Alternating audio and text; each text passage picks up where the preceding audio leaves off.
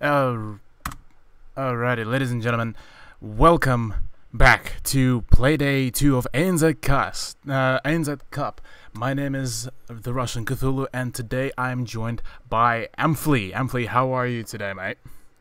I'm going fantastic, Cthulhu. I am pumped for today's matches. We've got some really good matches going on today. Yeah, they promise to be very intense, and the first match of the day being Zero Gaming versus Darksided. This should be quite spicy. What do you reckon? Yeah, this is going to be a very good match indeed. I think that this is going to be one of the closest matches for the week that we have. Yeah. So I'm very keen to see how these guys go together. Definitely. And the very first map will be the Border, played as a pick of, I believe, Darksided. Border will be the Zero Gaming pick. That doesn't surprise me very much. Zero Gaming, long history of Border being their favorite map.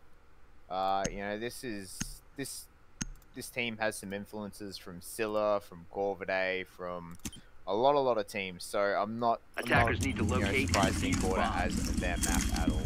Yeah, and for the remaining of the maps, we have the Oregon, which was picked by Darksided, and Chalet as our third map. With Oregon, I'm guessing it was kind of obvious with Darksided, because them playing back as Corvidae, they did used to favor Oregon quite a lot, as far as I remember.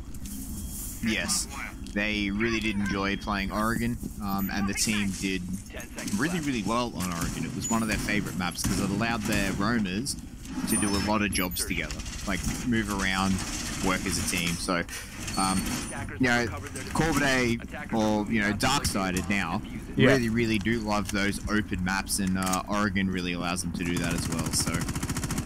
Yeah, and let's have a look at the rosters as well. So for Zero Gaming, we have Rock, we have Major Vulcan, who I believe is Zapruder, we have Say, and DOS, and I believe Hottie96. Would you remember who would that be also hiding in that cloak?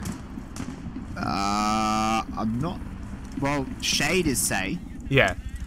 Yeah, that's Shade. Zapruder is, I believe Zapruder's Major. I'm not too sure who the Capitao is. Can't remember who their fifth was. Well, nonetheless, for ViewSonic Darksided, we do have Warden, Spaz, Fletch, Jackdad, and Nico. And we are already seeing, with the minute past, we are seeing Zero Gaming so far making their way slowly but steadily closer to the objective, which is the Armory and the Archives. And a fairly interesting setup. Yep, they're going to be doing the back push through the offices here. This is something that Darksided has really made their own. A lot of other teams will push on the Armory. Darksided, even back when they were Corvidae, has preferred this back push as well. So I'm not really surprised to see them going this way. Going to make use of this Sophia though. I wonder how effective it'll actually be. I would actually, contemplate on that as well, but I feel that it will be quite an aggressive push, since Zephyr has been quite frequently used for that very aggressive playstyle and rushing, same as kind of Ying, I guess. Warden on that mirror is going to be holding an extremely long angle down into the open area site, so that is actually a very nice spot. Yeah, Warden's going to be holding an ultra long angle here. As soon as they jump across into his vision, though, he's going to start opening fire. No, they're going to try and fire him out right now. I don't think they're going to be very successful at it. They've smoked him out and forcing him to move. Right, and with 42 already that kind of far into. First one down. There we go. There's the grenades from Thatcher, and there we go. There's the first kill from Spaz. Opens up on Shade. There's another one. Ooh, spicy meatball from Warden onto Hot Stuff 98. Rock now could be the very next person to try to pre-fire. Ooh, opens up on Fletch and just slowly evens it out. 2v3 now Wow, Jagdad opens up with a double kill on Rock and DOS as well. Now all up to Zapruder with 10 seconds. It doesn't look good for him, but the drop shot from Warden will be securing the first round in this match day as well for Darksided. Now, what do you reckon, Flea? What went wrong for Zero Gaming? Like, why do you feel? Zero Gaming were very much prepared for an armory push. I don't think their whole considered an archives push, but they weren't quite. They were more prepared for the armory push, right? They weren't prepared for it. The resources just went there to be able to push those off, and so you know, for Corvidae to be able to, not Corvidae, sorry. So for Darksided to be able to successfully defend that, I think was brilliant because Zero Gaming just weren't quite prepared for the resistance that they found. I don't think. Yeah, I feel that double kill from Jagdad, that's what secured from the, I believe that was on main stairs, assisting, I believe, Warden from the CCTV room. But nonetheless, we are seeing from Zero Gaming a pick of workshop and service. No wait, ventilation room. Pardon me. Yeah, ventilation. Compared to the usual kind of pick of armory and archives. Do you feel that they might provide some more vertical gameplay, or they'll just be hunkering down close to the objective? I think they're definitely going to be trying to do a bit more of a vertical gameplay. You see that Rock was looking up the top there. He's already had to drop. Shade is still up there. This isn't a bad idea for them to go up top first because, you know, it adds a second layer of defense that they have to get through. They have to get control of the top floor, and then they have to get control of that of the bomb sites plant. So it adds a second layer. So it's not the worst idea to go up top. But Shade, if he's not careful, he's going to be pushed out of here real soon. Yeah, and we are seeing Darksided actually going for a very confident push already. Fletch is moving up. Never mind, that's a C4 from Rock, actually, who picks up Fletch, and that is actually minus Ying. Minus that kind of rushing potential. Yeah, that was a beautiful seesaw from Rock. Fletch will have to sit the rest of this round out. He will be on his drones, though, giving as much intel as he can to the rest of his team.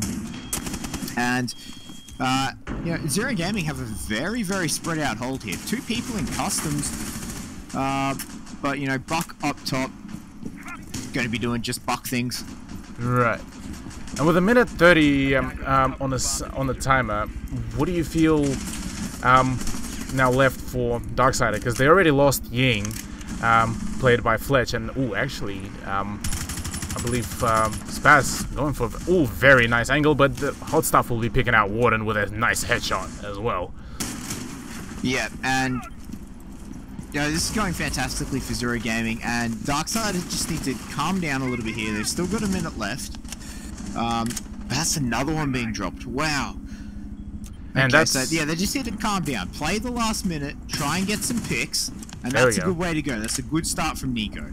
Yeah, that's a very good start from Nico, taking out Mira, actually. Well, slightly, slowly but steadily evening out the score with, so far, 41 seconds on the clock now.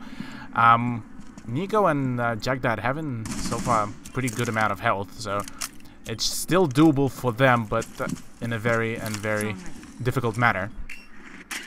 Hibana and Thatcher alive. They do spot that mirror window and the hole for the C4, so that will be potentially a no-go for them, but time is slowly running out, so they will need to start making their way over soon. There's the free fire. Jagdad gets a double kill. Nicely done. Oh, wow. Nico nearly managed to get the kills. Jagdad goes for another drop shot and gets Shade. 3 seconds on the clock. Needs to go for the plant. And now all up to Rock to be able to peek. And, oof. Saving the KD. Saving that sweet KD. Yeah, unfortunately he couldn't stick the plant there. You know, got pushed out. So really, really good round by Zero Gaming. That was a much stronger round than their first round. Yeah, they definitely. And it seems like this defensive. It seems like this defensive trend could continue. And they were definitely looking much more confident on defending the workshop and vents, which actually worked out for them very well. And that initial frag, I think, on Fletch, that's what kind of started winning them the round. It started like just slowed down the whole pace of Darksided, because they're kind of known for that proper aggression. And we are seeing a pick of Dokkaebi from Zero Gaming this time. Attackers need to locate. Yeah, it's not something we see an awful lot of. However, the Dokkaebi, it is going to be very, very important. If we can pick up the phone to get those cameras, Spaz is, of course, running a Valkyrie, right? Who, you know, we're so kindly spectating just to get the memes going. I think that, you know, I think that this is a very, very good pick, considering that they are choosing Valkyrie. They did see in their last defensive round, hey guys, these guys are running a Valkyrie. We can choose Dokkaebi here, get access to those cameras. However, that being said, Darksided and Spaz as well, they're not stupid, right? They're going to put these cameras in spots that can't be turned against them, just in case there's been a Dokkaebi. You know, as someone who likes to dabble in a bit of Valkyrie, you know, you need to, with the introduction of Dokkaebi, you need to rethink about where you put these cameras in. You need to put them in spots that are useful for the defenders, but not useful for the attackers. So we'll have to see whether or not Spaz is taking that into account, or whether or not Shade can actually get these cameras in his control. It does feel to me though that the fact that maybe they're not yet expecting a Dokkaebi pick from Zero Gaming. If Zero Gaming haven't been utilizing Dokkaebi a lot, maybe that would be also the. You know, Dokkaebi getting the cameras. If you've placed your Valkyrie cameras smart enough, is not the end of the world, right? Yeah, it can be a bit annoying if you're trying to pull off a flank or whatnot, but if your cameras are placed smartly, then I don't see where the issue is. I don't think it's that powerful, which is, I think, is why we don't see a lot of Dokkaebi in the high-end tier, is because the Valkyrie players are actually putting their cameras in intelligent spots. We are seeing, unfortunately, Zapruder disconnecting from the game, making it a 4v5, and there goes the first logic bomb already. And I believe, yeah, Rock already made pretty far as well, same as DOS, making their way over to the customs. With so far Zero Gaming getting closer and closer, and it doesn't look like they're planning to stop anytime soon. So far, not a single frag, but they are Darksided will be. Ignoring top floor. Yeah, they're fully ignoring top floor, which is quite interesting as well. They've lost their hard breaches, so this isn't going the way they're going to think it's going. Normally at this point you'd see the hard breacher go through. Unfortunately, Zapruder, who was playing that hard breacher, has disconnected. So, you know, there's not much going to be done for it here. They're going to have to think of an alternative attack route, and at this point they don't have the time to go back upstairs. Definitely, yeah, and that might prove actually... Oh, there we go. They actually busted through the castle barricade, so that's going to be the rush in. And the first one who will be encountering them will be Nico, playing as Castle. I did want to point out as well. Yeah, he's been droned out by Hot Stuff there. Oh, yeah. The drone does get taken out, though. But, so they could potentially come in through the side. Smokes are going to go out. He's going to get Candela'd as well. There comes the flashbangs. Shade's made his way in. He's going to start the plant. Nico, what's going to happen here? Jack Daddy's managed to take out DOS, though, so they've regained control of the bathroom. Jack Daddy gets himself a second as Shade does manage to get the plant in. Rock trades Warden back. Jack Daddy takes out Shade, so now it's all up to Rock. He does get taken out by Jack Daddy with a fantastic 4K there. Yeah, that's a very nice played. Yeah, very nice flank, and I guess that's what you get when you fully ignore on the upstairs. I'm guessing they either didn't drone it full enough, or like, yeah, fast enough, or more as thoroughly as they would have supposed to be doing that. But yeah, that pretty much that played them really badly. All right, we'll be switching quickly to the overlay while we waiting for the rehost. And meanwhile, let's talk about Let's talk about how and why did they have decided to kind of ignore the upstairs. What do you reckon? Yeah, we see it from time to time between the teams. I don't think it's that big a deal.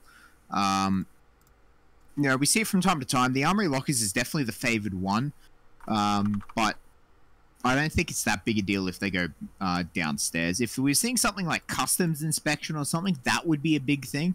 But seeing the alternative site go second, it's not that great big a deal. I remember times when Kitchen Trophy was the second favorite bomb site on Chalet. Now it's split 50-50, right?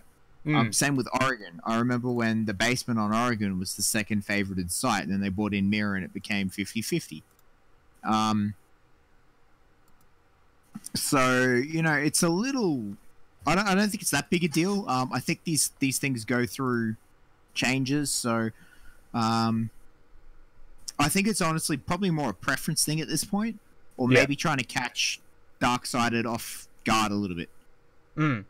Yeah, that could have been that. And to be honest, if they had Zapruder as their hard breacher, if they would have been able to get that momentum going, the round would have completely went differently.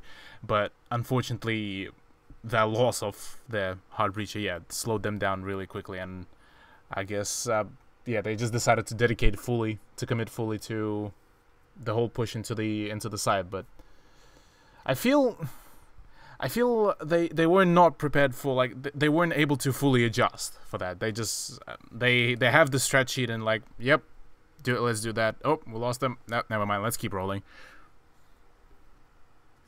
Yeah, so they sort of had to, right? By the time he dropped, a minute was gone through the round. They were all sitting around Teller's area. They didn't really have a lot of options. I mean, to run up and clear upstairs would have taken another 30 seconds to a minute, and by that point you're only left with another minute left to push the site. So I think at that point they sort of had to commit to what they had planned, despite the drop of their hard breach. They didn't have the rotates, they didn't have the map cleared.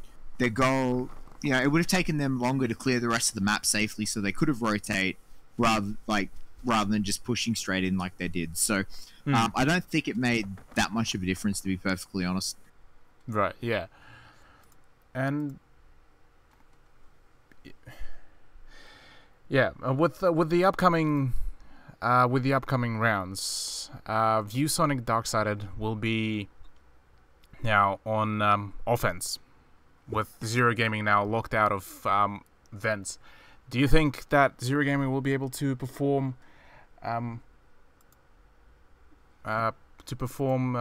as well as they did with their initial defense? Absolutely. I mean, I don't see a reason why they wouldn't. We've seen very, very, very strong defensive wins so far. But we've seen very dominant defensive wins so far. So I don't see why we wouldn't see that continue. As we are getting back into it now. Yep. We'll be definitely going back into it with a so far score 2-1 in favor of ViewSonic Darksided. Yep, and Jack Daddy actually ended those 3 rounds on 9 kills. Yeah, that's pretty big. Right, so, yeah, Jack Daddy ended 3 rounds off 9 kills, right? So he has an average of 3 kills a round. He got a 4K in the last one, so he got 3K in another one and 2 in another one, right? So that's pretty crazy. Yeah, he has been popping off so far really nicely, and with his flanks as Bandit, and I guess that kind of makes him a certified Bandit main so far. But with the pick of operators for Zero Gaming, will be for ViewSonic Darksided. My bad. We will be seeing the swap sides. With ViewSonic Darksided, we will be seeing Zafir, Buck, Ying, Thatcher, and Himpana. Pretty much same setup. For Zero Gaming, though, we are seeing Vigil pop out. Yeah, that's something interesting. I'm looking forward to seeing Vigil go.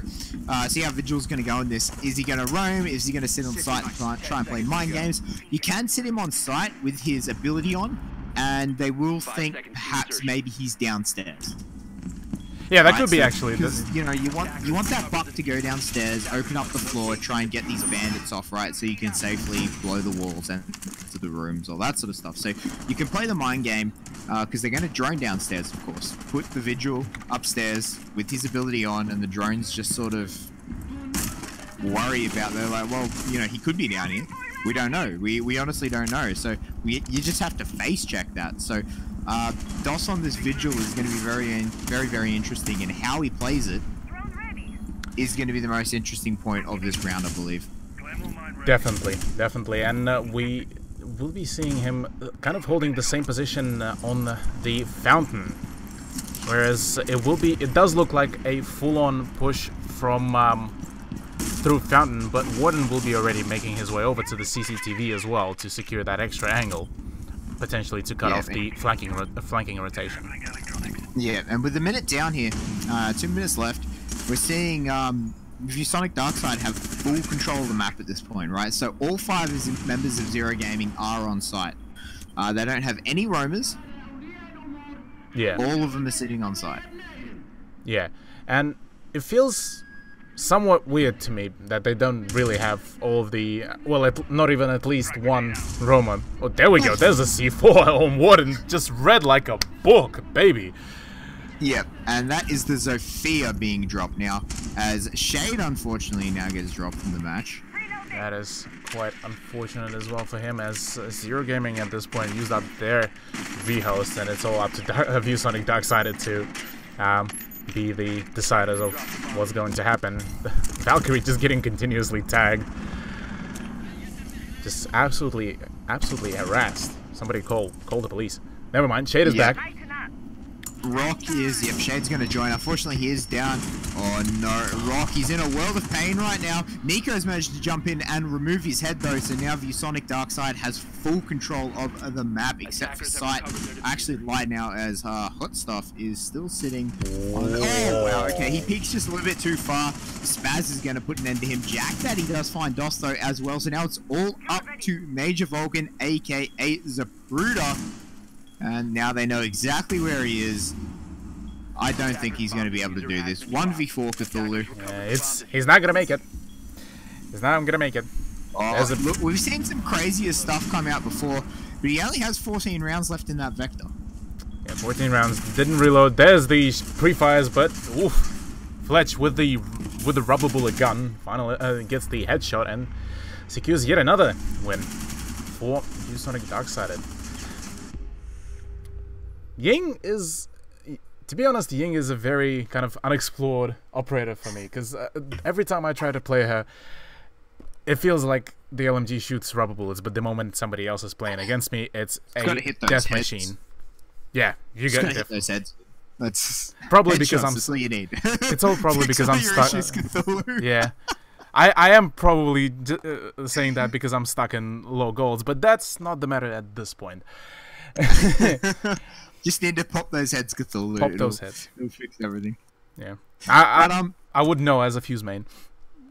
How many hostages have you killed? That's the real question. Oh, I'm not even going to mention that number. It's higher than Jack Daddy's kills. Oh, yes. So, we're going to see ViewSonic Darksided do, it looks like the exact same setup as last time. So they're going to open up all of this wall here so they can look straight into the site, look straight into the offices and have that mirror. Yeah, you can see they're going to open it even further just for a rotate hole. It feels just pretty much like the same repetition of how they defended it last time.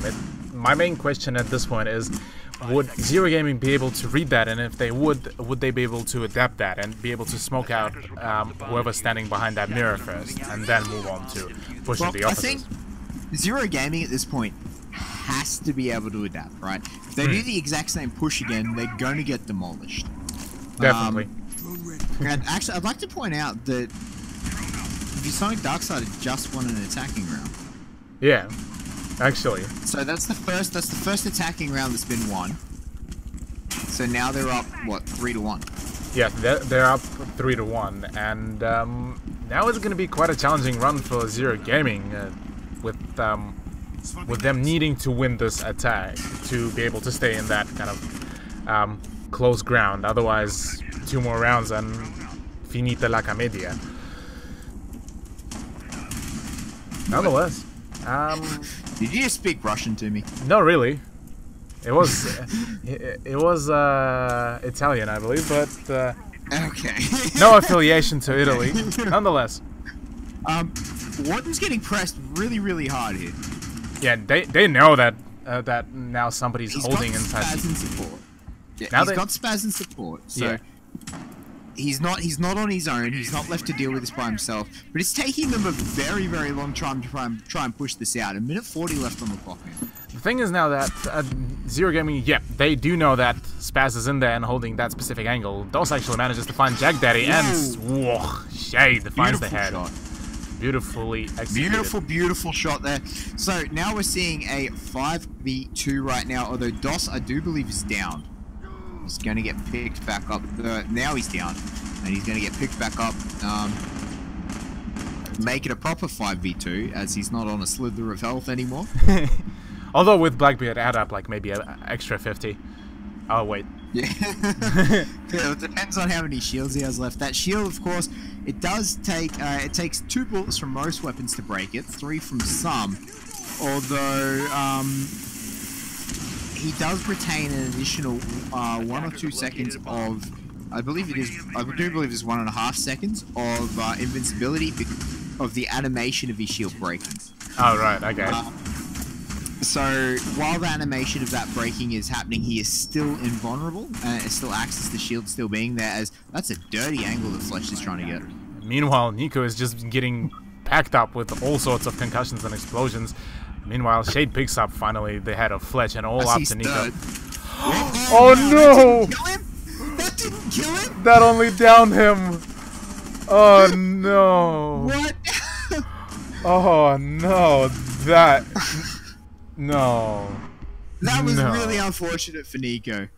That That was was really unfortunate for Nico. that was very unfortunate for Nico. A shotgun at this range, point blank. Come on. Yeah, so that makes it 3-2 now. Yeah, 3-2. there's that win that I was talking about for Zero Gaming. Yeah, they did. Shade did a lot of work there. He got himself a 3K. Really nice work. I do believe he was on Habana. Really nice work from him there. But, you know, Zero Gaming, they're putting up quite a fight, which is good to see. Oh yeah, it's definitely looks like an improvement for them compared to their previous plays, as I remember them from CG Cup and even the Go Force. And it seems that they even are up to par with ViewSonic Darksided. Zero Gaming is thought to be, you know, a Pro League level team in the ANZ region. For a long time, they formed just after the last Pro League season, and everyone said, yeah, you know, this is a team that's going to be in our Pro League. So they're definitely in that top seed for our team, for our region. Yeah. So, you know, ViewSonic Darkside is, most people consider them the second best team in ANZ right now. So to see Zero Gaming put quite a strong, you know, fight up to them is great to see, and it's great to see that our more mid-tier teams, you know, as close as what they are to our top-tier teams. Definitely, and the whole roster of Zero Gaming is quite memorable. Rock was used to be part of ex-Royal crew. Rock and Zapruder's been playing together, since Royal. So, yeah. And for those who Zapruder, of course, you know, took a long break before he came back. And for those who don't remember what was Royal, it is pretty much the very start of competitive Rainbow Six for ANZ.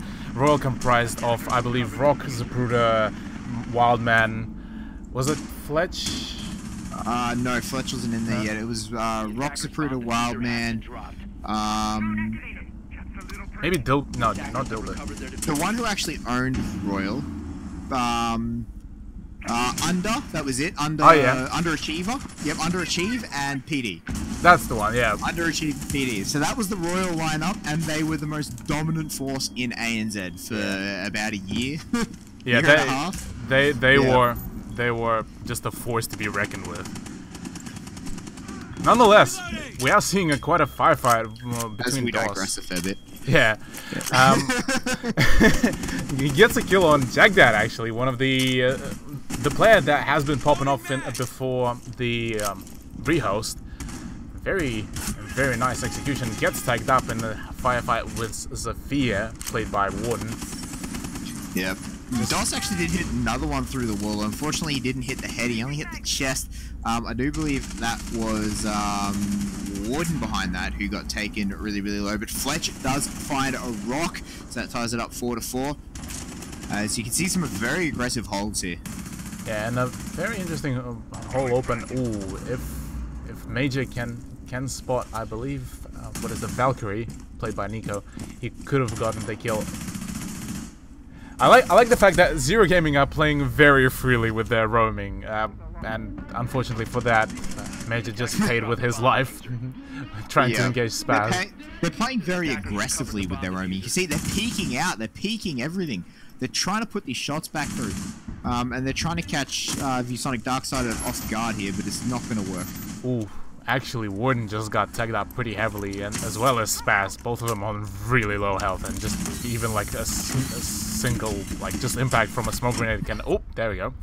There's the down. DOS gets the kill on Spaz, but Warden gets a nice double kill on Shade and DOS, all up to Hot Stuff 98 to clutch this up against 3 members of ViewSonic Darksided. It looks like the plan could be going down pretty soon. The plan doesn't see one of the attackers, gets the headshot on Warden, but Nico is already on the case and shutting him down with a swift headshot, letting Darksided take yet another round. Absolutely. So Darksided now they're on match point, 4-2. And that was a beautiful, beautiful shot by Nico. So yeah, that was very, very well played by pretty much the whole Darksided, and it felt this time they were quite, they were way more prepared compared to the very first Zero Gaming's defense round. With Darksided now just pretty much dominantly taking it out with what, a 4v5 initially at the very start. Yes.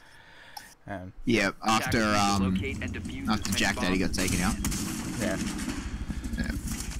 So this time, Armory and Archives hold once again. Yep, so we're going to see the exact same hold again.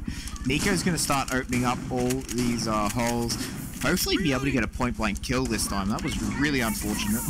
Yeah, maybe he will be able to get that redemption. Yeah, so, you know, Jack Daddy just going to put his bandit down on this half wall here. And this is a trend we're seeing more and more, is the full armory wall not being reinforced. Only one side, only the side you're putting that mirror on. 5 seconds remaining. What does kind of weird me out is... Oh, come on, Spaz.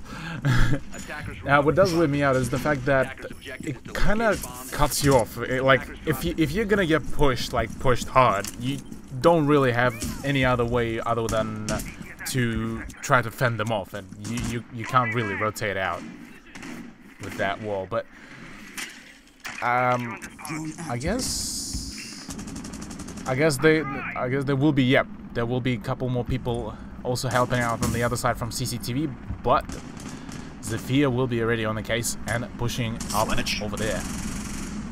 There's the kill. Fletch gets that kill on Major Vulcan, and that was minus Hibana, so only Shade left to do the job. Otherwise, Zero Gaming are in quite a trouble. Yeah, Zero Gaming, they've lost one of their hard breaches, still that second one up though. They've got to clear out CCTV if they wish to push the way they're pushing. They could just rotate around to a office push. However, I do believe with the way that ViewSonic Darkside's holding this, they're going to have to clear out that CCTV room anyway. And so far, looks like Hot Stuff will be trying to go for that spicy pre-fire, but nothing just yet. Yeah, just missed by the skin of his teeth.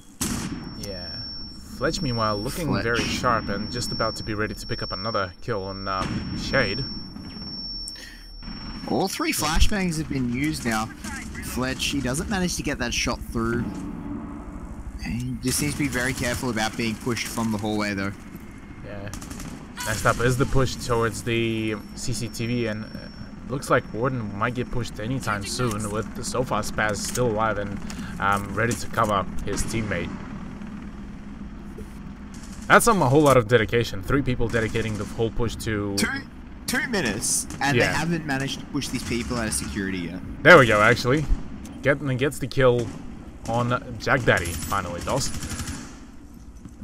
Refire as well. Oh, that's quite unfortunate for Rock, as he will be taken out by Warden in his attempt to take out Spaz. Yep, Spaz is gonna live. Whoever's behind that couch is gonna have a bit of a bad day, though. As no! Ammo just manages to get the kill despite being drugged by that Echo drone. He's gonna put on his final shield right now, and Fletch is gonna take out Shade. So that makes it a 2 versus 3. ViewSonic Darkside, though, don't have a lot of health bars.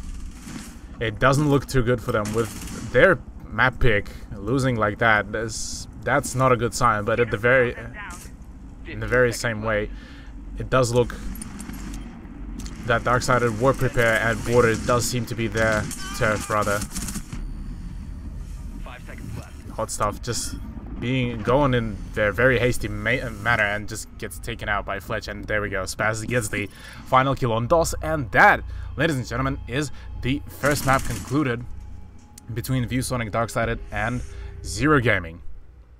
Yep, 5 to 2 to ViewSonic Darkside. They're going to be happy with that, and of course, then their new org's going to be happy with that result as well. Very, very dominant performance by them. Yeah, and the rounds were relatively close, even though the scoreline doesn't reflect it. The rounds were pretty close. It was back and forth for a fair bit. So,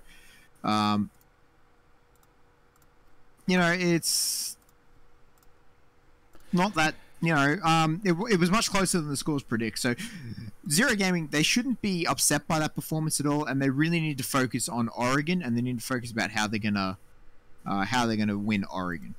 Oh yeah, they will need to fully now dedicate to getting Oregon jutted down and just winning that, because if they will lose that pretty much is the end of the match for them for today, which is kind of odd. Like, Zero Gaming did show up. They showed that they can put up a fight, but it seemed that they were just missing those small bits and pieces here and there between their engagements. Like the last several seconds, Capitao just decided to run up, just went right by the reinforced bandit wall, and just allowed, pretty much just said, "Please, Fletch, take me out."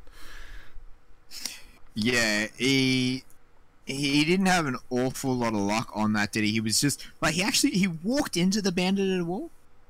Like, he knew it was bandited. He was watching the sparks come off for a little while, so he knew it was bandited. Yet he still walked into it, despite the fact the person being behind it. You should be slightly off. You should be slightly off the wall, so you're not taking that damage. Like, even if there wasn't anyone behind that mirror wall, they would have heard. Spaz would have heard the scream from the bandit damage, so they would have been able to turn around, clean him up anyway. So I think that was just a bit of sloppy play there. Yeah, it did look a bit either sloppy, or maybe Zero Gaming just decided, let's just finish this off and move on to Oregon. Maybe they have a surprise for us on Oregon.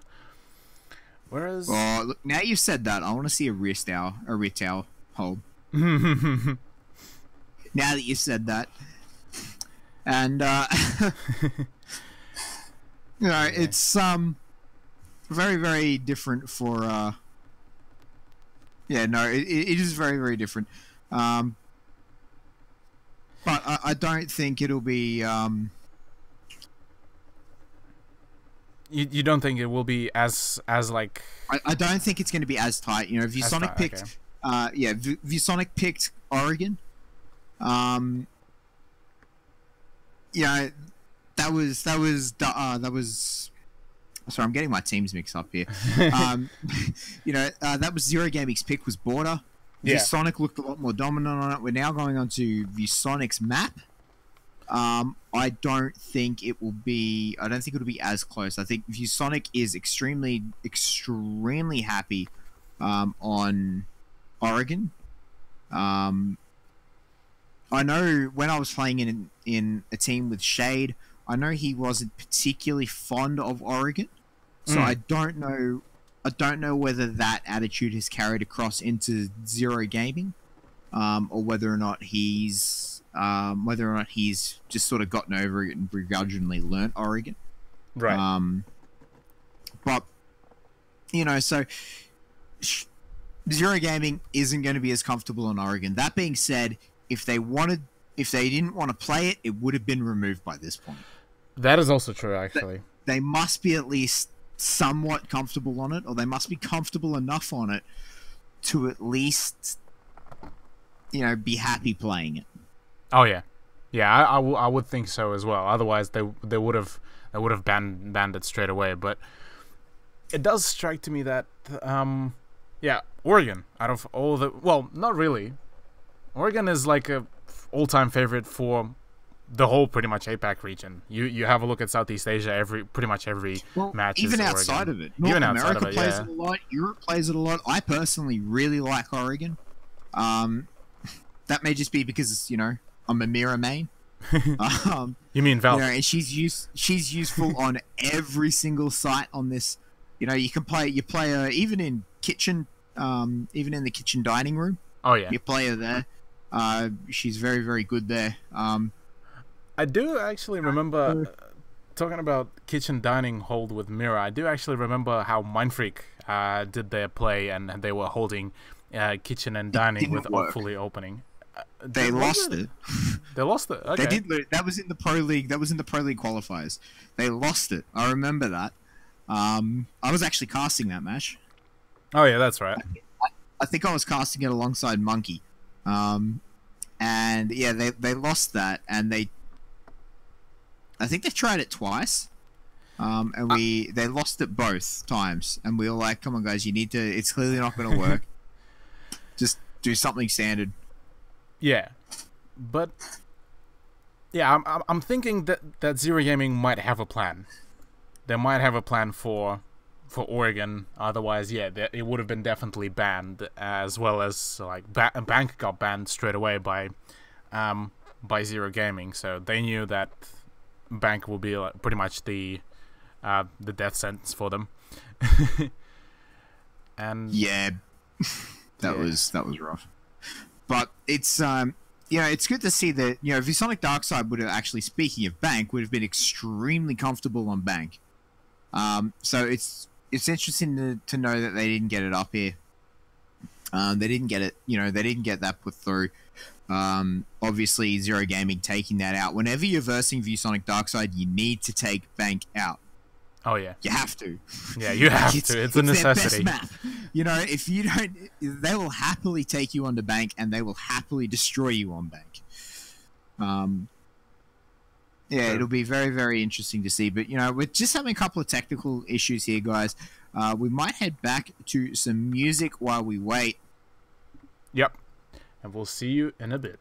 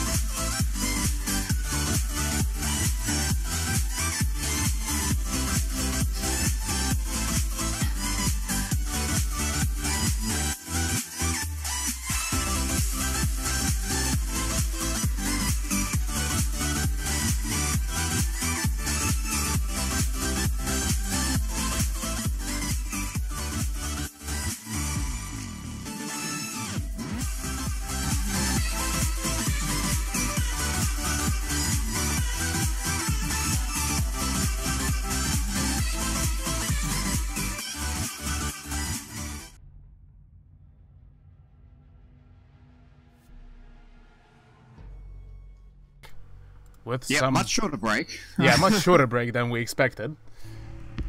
All of the technical difficulties done and dusted.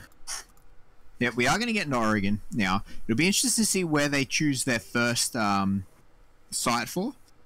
And contested site, you know, just in true fashion. Oh, yeah. Still deciding between the laundry or kids, but this time it will be kids' dorms.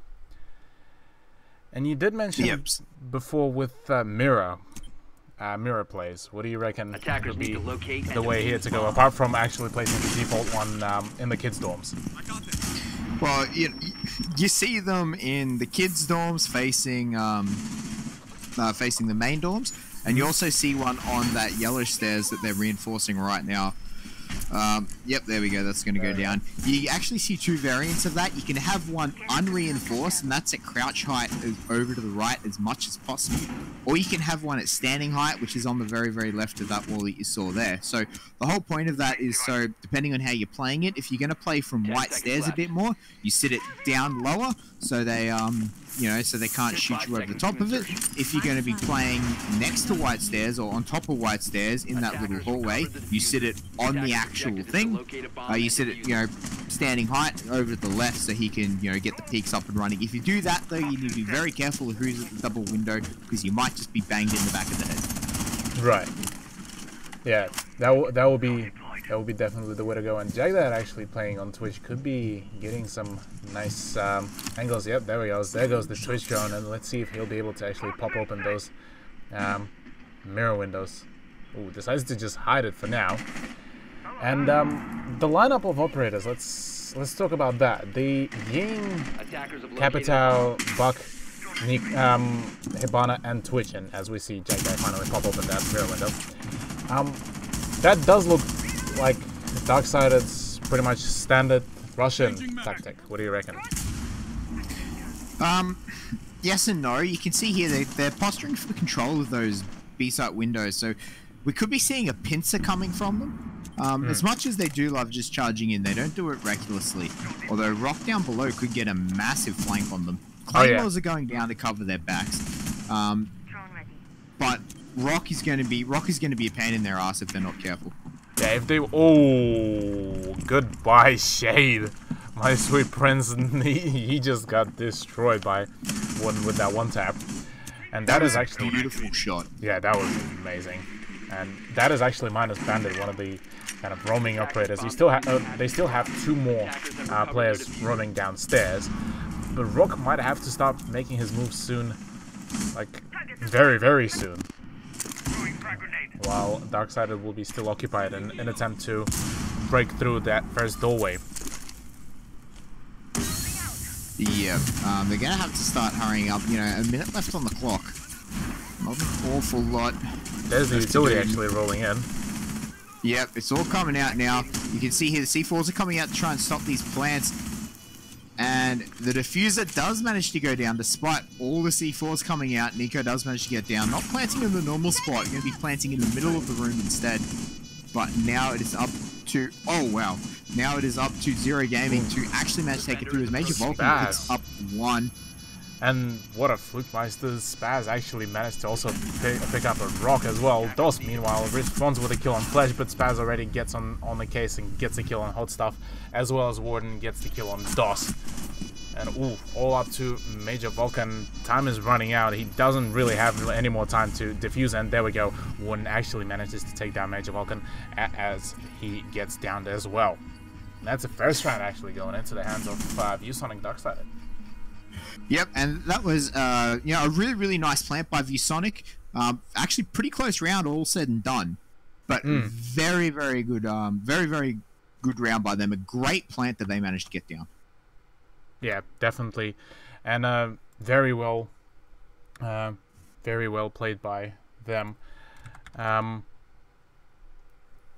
So far, now we will be seeing a more standard hold, the laundry room and supply room for ViewSonic Darksided. Warden actually got 3 kills with Spaz catching up with 2 kills so far, while the rest of the team is still not there yet. It's second round.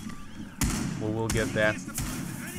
An interesting pick of Castle, to be honest, on on Nico for this specific hold. I would expect usually Castle to be utilized for upstairs hold, but yeah, he does have that kind of utility as well. With the Castle, it means they're going to be doing a very heavy presence in meeting hall. Right? Yeah. That's the whole point of Castle. So they're going to Castle the side that Spaz is on right now, and that shield is going to cover it off. Yeah. 10 seconds left before insertion. And So, yeah, a lot of resources going into this meeting hall. yeah. And Spaz poising to be holding the angles upstairs with Jack Dad, while the rest will be potentially... It looks like just Warden actually is going to be downstairs. Ooh, nearly runs into... Very interesting to have only a single one. Oh, wow. Ooh, no. They know he's there, too. They must know he's there. Yeah, there we go. Yeah. Yeah, they knew he was there. The Shade manages to find that kill. The beautiful one tap through the wall. Yeah. Jaeger manages to actually rotate straight away downstairs, so now one more person downstairs, but it feels that maybe at this point this is like the sign that maybe put in a couple more players downstairs, otherwise a well executed rush and that will be it. Well, if you do recollect, I don't think they're gonna rush. If you do, I don't think they're gonna rush. okay. A team that, you know, droned out a bit more and prepared a bit more probably would have. Or maybe if they had a more experienced IGL, might have. But, I mean, especially with, you know, they've got the rotates back on the side here, I don't think it's that big of an issue. They could easily drop back down to this site. But, meanwhile, these last guys, Shade is still putting pressure on down there. But the last guys in this meeting hall, they've got a lot of pressure on them to hold, as Nico does find one. Yeah, Fletch will now be just forced to stay either crouched or prone, while him and Nico will be holding down the meeting. I believe Spaz is upstairs. There's the kill on Nico. The refrag comes out from Fletch on DOS. A 3v3 situation with minute 18 on the clock. Oh, nicely done by Hot Stuff, but he will get traded out by Fletch once again straight away. There we go. There's another trade. Back at it again by Major Vulcan on Fletch. 2v1 situation. Spaz back on the side with full health. Still doable with a now 58 seconds on the clock. Let's see how he will be able to perform. He will get droned out by Major Vulcan. They did, I believe, hear him. There's the pre-fire from Shade as well. No, that's not Shade. Yeah, that was Shade actually. There's his head. Now all up to Major, who has dropped down, utilizing that AR-33 with the reflex instead of the kind of more meta ACOG. What do you reckon could happen? It depends on who's got the information, right? Are they gonna? Do they think maybe Spaz has moved at this point? Spaz just needs to play the patient game. He's got time on his side. You know, sub 20 seconds left at this point. He can make his he can make his way through if he manages to run away. And he just secured the kill on that Jaeger with a push with a pistol on already fully reloaded Jaeger. That was ballsy. He wasn't like it was really odd. He wasn't prepared to get the frag in case he pushed him, and he had to push him at that point, right? So he was sitting there to try and get the frag on the plant. So for them to for him to push and if just not take it through, like I just not be prepared for it, it's just really, really weird. Yeah, that was odd for Spaz not to be prepared. He knew that he would get pushed. He did hear the footsteps and everything, and yeah, it just felt weird that he wasn't able with like his gun. He should have gotten that kill, especially since Thatcher was going for those body shots, not the headshot, so it wasn't that swift. Nonetheless,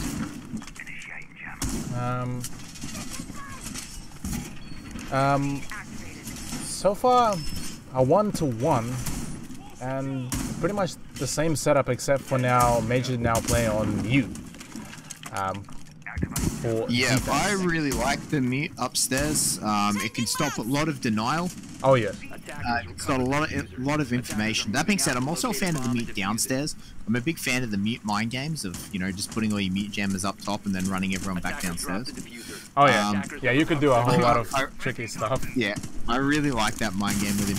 But you know, mute up top can really stop those drones, and it means you have to face check those sites, which can be very devastating.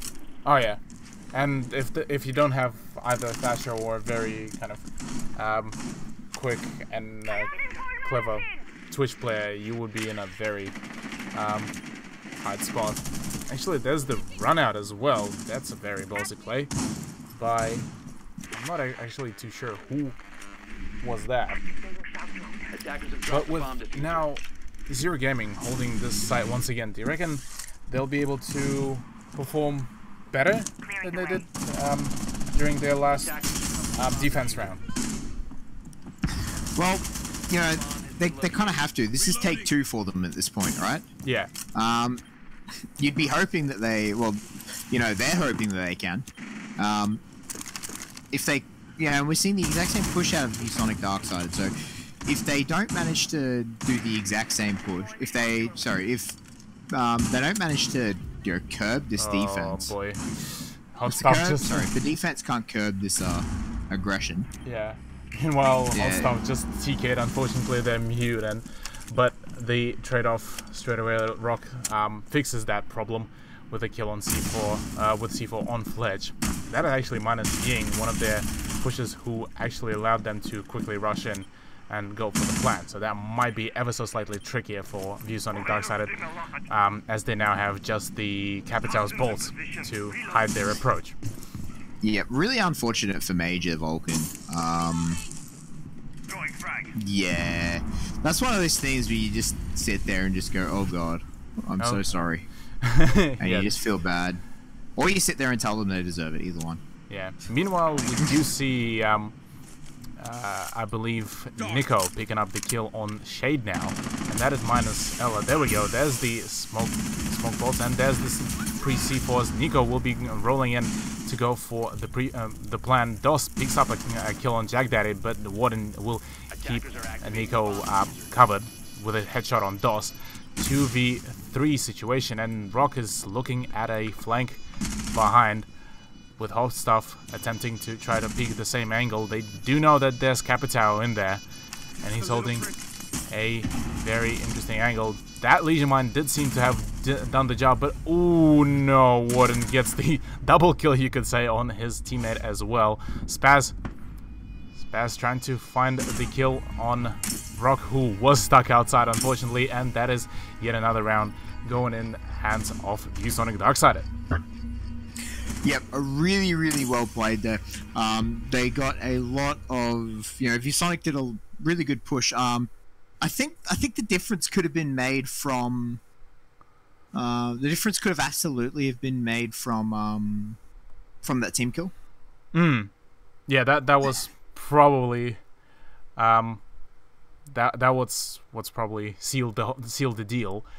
Yeah, I think if they had that extra person, you know, well, it was a 1v1 at the end there, so if they had that extra person, they could have absolutely have held that off. Oh yeah, definitely. And with Mute having that extra C4, you could have used up much more utility for that as well, for that defense and denial. Nonetheless, yet again, it's going to be a hold for laundry, as last time ViewSonic Darksided's hold failed. So far, 3 attacking wins. Yeah. And maybe so 3 rounds have happened, 3 attacking wins. Yeah. And maybe this time ViewSonic Darksided will be able to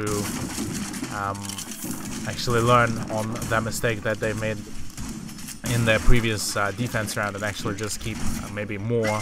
Looks like they're going to do something very similar. They still have the castle. They're blowing all these hatches.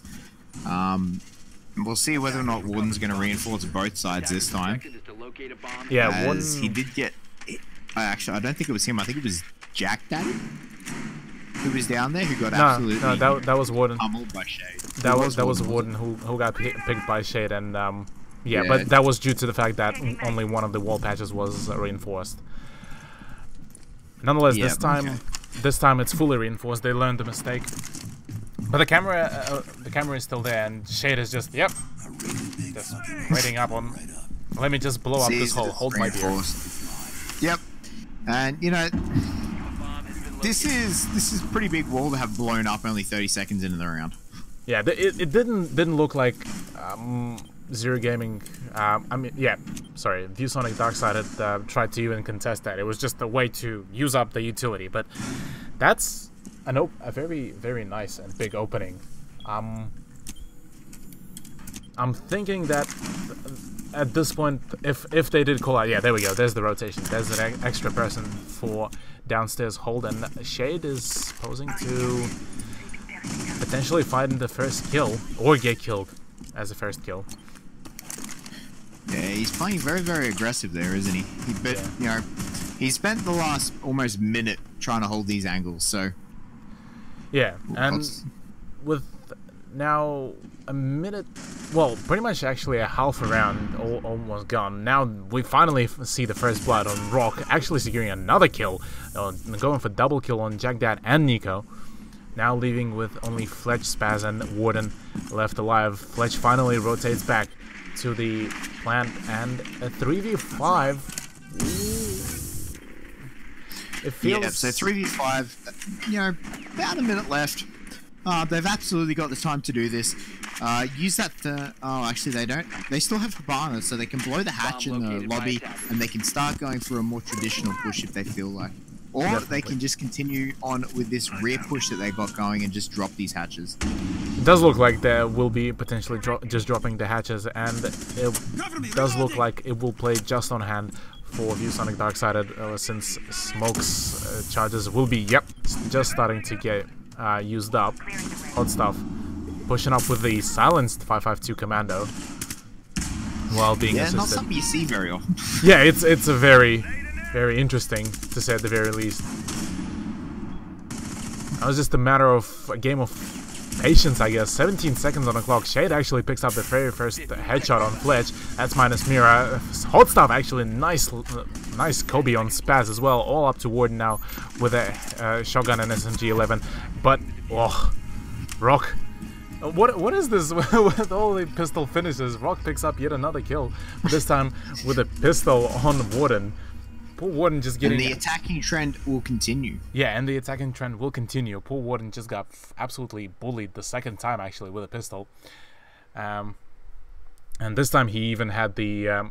I would actually consider an advantage of a shotgun. But I guess that did not work. Ooh! And yet another pick of Vigil, actually. We are seeing from Zero Gaming. Yeah, Shade, he did play it last time as well, didn't he? Yeah, he did play, and he was playing very kind of standard, in a very standard way. Yeah, it's very... Yeah, he was on site, you know, he wasn't roaming with it, so it'll be interesting to see whether or not he's going to be roaming this time. You know, 6 kills, wow. So, I expect him to be roaming a little bit this time, maybe see him in basement. It could be that. It could be that. Maybe he will be actually utilizing the RC7 to its full potential and actually going for the roams. Or there could be a chance for him just to be sitting on the objective and just using the cloak for the cloak against drones to just have that element of surprise. But it does look like, yeah, his whole setup will be downstairs now, around bathrooms and kitchen. Yeah, he's got a couple of rotate holes for himself so he can get in and out, so he can move around and just be as slippery as possible. So, as he's continuously spamming his ability. Yeah, it'll be interesting to see exactly where he plays. I expect him to play more around the central area so he can run up and down the stairs and all that sort of stuff. But it looks like he's going to stay mainly on that west side area. Oh yeah. And meanwhile, ViewSonic Darksided are actually trying to cut off those rotations from the hallway, and just misses the head as well of what I believe I mute, which was very, very close. If Major Vulcan didn't back out at the very right moment, it does look like, yeah, he will get spotted. And what a shot on Warden! But what was that? I think he was actually down by one of his teammates. And for some reason, the attackers are missing those shots. Mute trying to fall back through the doorway, just crawl back. He actually just nearly manages to make that, but Nico will be brutally finishing him off, making it a 4-4. And it was really nice seeing those drones weave in and out of the mutes out of ViewSonic Darkside. So they, even though there's mutes everywhere, they still managed to get drones in. They still managed to gather the intel. Yeah, and we are seeing Vigil actually roaming in the watchtower and nearly getting the shot on Fletch, but just unfortunately will be missing a couple of shots. And as well as Spaz actually giving out the call out that Valk is downstairs watching the drop in through the double window. And that's potentially going to be how it's going to be played out, and they will be catching her off guard. Oh, wow. Nico, what are you doing? That was a nicely done, crisp, clean lock. Through the wall. Through the wall. Yep. That's all it needs. He needs to turn off those wall hacks. But, on a serious note there, you know, that was really well done. The drone spotting them out there, you know, being able to tell them exactly where they're going. Yeah. And now at 3v4, it looks like Darksided might be actually going, might be taking that win, but I'm not going to be saying that with that much confidence. Oh, there we go. There's the C4 actually on JackDad from below as well. Nico finally trades him out. It's just a game of trades at this point. Like, this round is pretty much just trade back and forth. Dawson gets the kill on Spaz, evening it out onto a 2v2 from a very actually long angle as well from Kids Dorm, so right into the walk-in closet. There's the rush in. Poor Nico. Fully blinded. Oh, Dos, what are you doing? The C4 game is way too strong within him, as Fletch is supposed to try to fall back, but he will get down. And Zero Gaming actually securing the win on the first defensive round. Well, the first defensive round win. There we go. Whereas Fletch is trying to save his KD. Defenders win. After being it's not like Fletch can go anywhere. Like, you know, like he's just sitting up there. Yeah. That was the smarter choice by you know, by Zero Gaming to just hold the angle. And that is actually our first defensive win of the whole game, of the whole map. And we are seeing, looking at the score, JackDad actually still sitting on that sweet donut, whereas Warden actually picking up the pace and getting the 6 kills. Yeah, JackDaddy's gone from 0 to 0 in just one map. Oh yeah. And it does look that Zero Gaming did have something in their pocket, because playing on Darksided's pick and showing that much resistance and even going in a having an advantage of 1 point against them, that's pretty impressive, I'd say. Yeah, and we're seeing them continue stick to this meeting hall strat. So they're still running the castle, you know. So they're going to be all this utility being placed up here, ADSs, castle barricades, shields. You know, it's all going to go up here. So it's really interesting to see. It hasn't worked for them yet, and they're still sticking with their guns. Yet it's failed for them twice already. It does feel to me that they're just at this point experimenting with how many people can they afford to hold for as long as possible upstairs before actually rotating back. And do you think it's them experimenting, saying no, let's just stick to this? You know, we can afford to lose a map here. Let's try this out. Let's gather a bunch of data on this and let's see how it goes. Is that really what they're doing? It could be. It's them being stubborn and failing to adapt.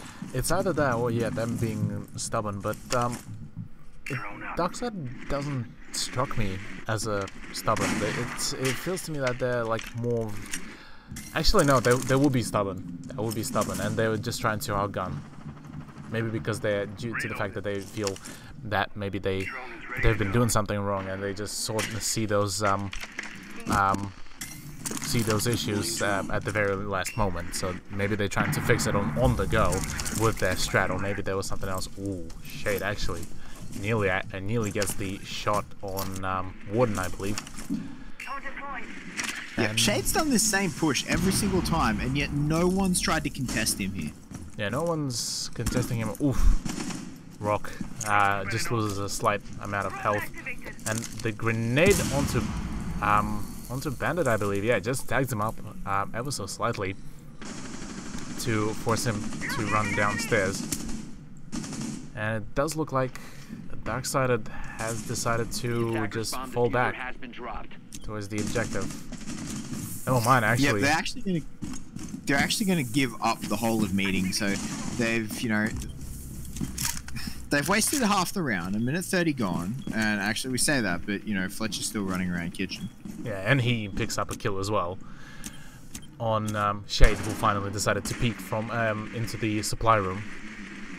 And now that's the thermite gun. I believe he only used up one of his utilities, but that's at least half of the job done with the Hibana still alive. So I don't think that was that much of a loss per se. Thermite isn't essential for this map. Hibana's the much more important operator for this. Hibana will be much more important, definitely. And we are seeing Warden still continuing to I believe he's near the ejector. It's Jack Dad who is roaming upstairs and could potentially get a nice little drop. Oof. Hot stuff. Doing some really hot stuff and then getting a headshot on Warden, evening it out to 4v4. Yeah, Hot Stuff has been so fantastic this game, hasn't he? Yeah, he's been doing some very hot things. And Rock with Major actually picking up a kill each on Jack Dad and Nico, whereas Fletch gets a C4 kill, and Major Vulcan continues the push onto Spaz.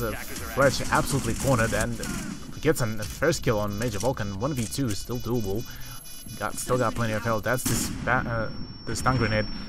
Gets a really nice angle onto Zafia, but just can't connect the shots just yet. Still got plenty of time.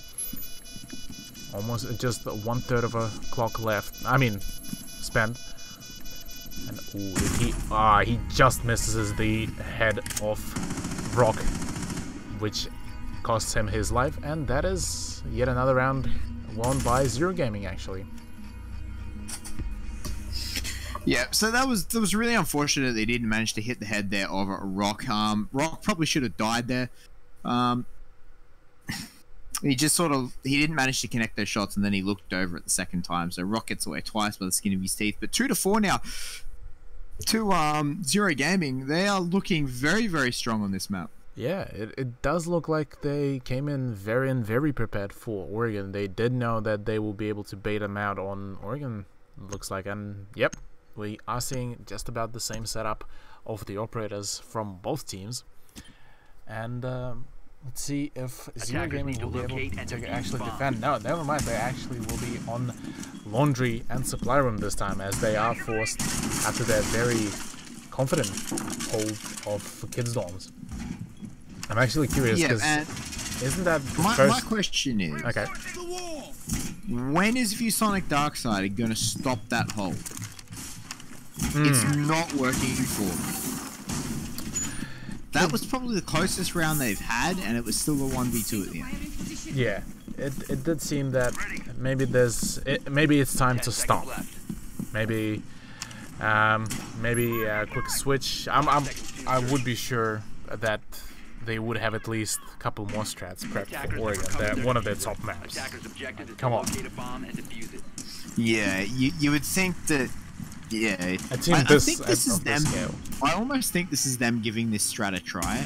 It's something that this strat's always sat off in the corners. It's always been an accepted strat of following the basement of Oregon, but it's never seen big success outside of, you know, 1 or 2 cases. So I think this is, you know, ViewSonic just trying to have a play around with it a little bit. I don't think they're going to be too upset by these losses. Yeah, with the last map, if we will be transferring to it, that would be Chalet, which is, I would say, I haven't think that's going to be a good map. Yeah, that's going to be a very, very tight map, I think. Yeah, because I haven't really seen Zero Gaming play on Chalet, but I would assume with how they perform at the moment, they would be able to they would have at the very least an idea of how to execute it. Yeah, 100%. Well, both teams are quite intimate with Chalet. You know, ViewSonic Darkside have played Chalet a million and one times. Zero Gaming, I know that was Zero Gaming was a merge between Silat and Surmounts. Both teams had strats for Chalet, and both teams, you know, Chalet was one of their favorite maps. So Zero Gaming is going to be pretty comfortable on Chalet, but so is ViewSonic. So I don't think it's going to be. You know, Chalet should be by all accounts a very, very tight map. definitely. And you did remind me of a meme that was going around when Scylla was still alive. Actually, even I believe the old Scylla roster before they picked up Malice, as when people were playing on CG ladder, and they were like, when you pick Chalet against Scylla, and would just like put a tombstone of your team on it. Yeah, Mort was an absolute monster. Talking about old Scylla. Yeah. Mort was an absolute monster. F for Mort, guys. I do miss him. Hopefully he's going to come back to the scene. Nonetheless, Shade actually, talking about monsters, Shade actually picks up a double kill on Fletch and Nico with the opening up on them, but he will get straight out traded by Warden, making it a 3v3 actually, with Spaz taken up pretty heavily now. And that's the issue with going so aggressive on those stairwells, is if that hatch is open, you're going to have a bad time. Hot Stuff, meanwhile, picks up a double kill on Jack Daddy, leaving Warden alone against 2 players. And there's the kill on Claymore with Warden, and there just might be chance for Warden to clutch up against Rock. He sees them from the back, and what a flank! And ViewSonic Darksider will be staying in this map, saying not just done yet experimenting. That was not supposed to happen. Honestly, I cannot believe that. The Claymore kill was just stupid. Like, it's 1v2. You should not be running into a Claymore at that point. Let's have a look at also the scoring. Warden on 11 kills. Like, yeah. Yep, he's done so much this map. But Jack Daddy's still on that donut, which is very, very surprising.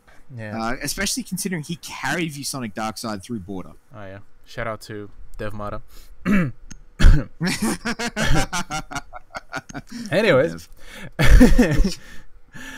Anyways, 3 to 4. 3 to 4, yeah. It's still everything is still there. For ViewSonic, they need one more round to go into overtime and stay in this map. For Zero Gaming, they just need, what is Jack Dad doing? For Zero Gaming, they just need one more round to win the match point, the big one. And if they will win it, yeah, this will mean good. This will be a very close game, and they're actually a first matchup of ANZ Cup that will go into the 3rd map, if this happens. Yeah, we've only had 2-0 so far, so I'd be excited for a 3rd map. I love Siege. I always want more Siege, so the 3rd map would be good for me. I don't think ViewSonic wants to take it to a 2-1, or a 3rd map, sorry. I think they 100% want to try and close it out here, so they're going to try and fight for this overtime. This is, of course, the last round of the regular round. Yep. If ViewSonic win this, we do go into overtime. If not, it will be going ahead to map number 3. But, you know, we're going to see the exact same push out of Zero Gaming, but for once, ViewSonic can change it up. Yeah. No more castle. And they have actually gone upstairs entirely. So, you know, they're going to give up on this basement hold. They're not even going to try it regularly. They're going to go straight upstairs. So, the vigil is going to be pretty interesting out of Nico, though. I think it's something we've touched on. What is weird to me is the fact that they have decided to post up in kitchen as well, with a full-on setup of using Mirror and Bandit. Yep, I'm still there.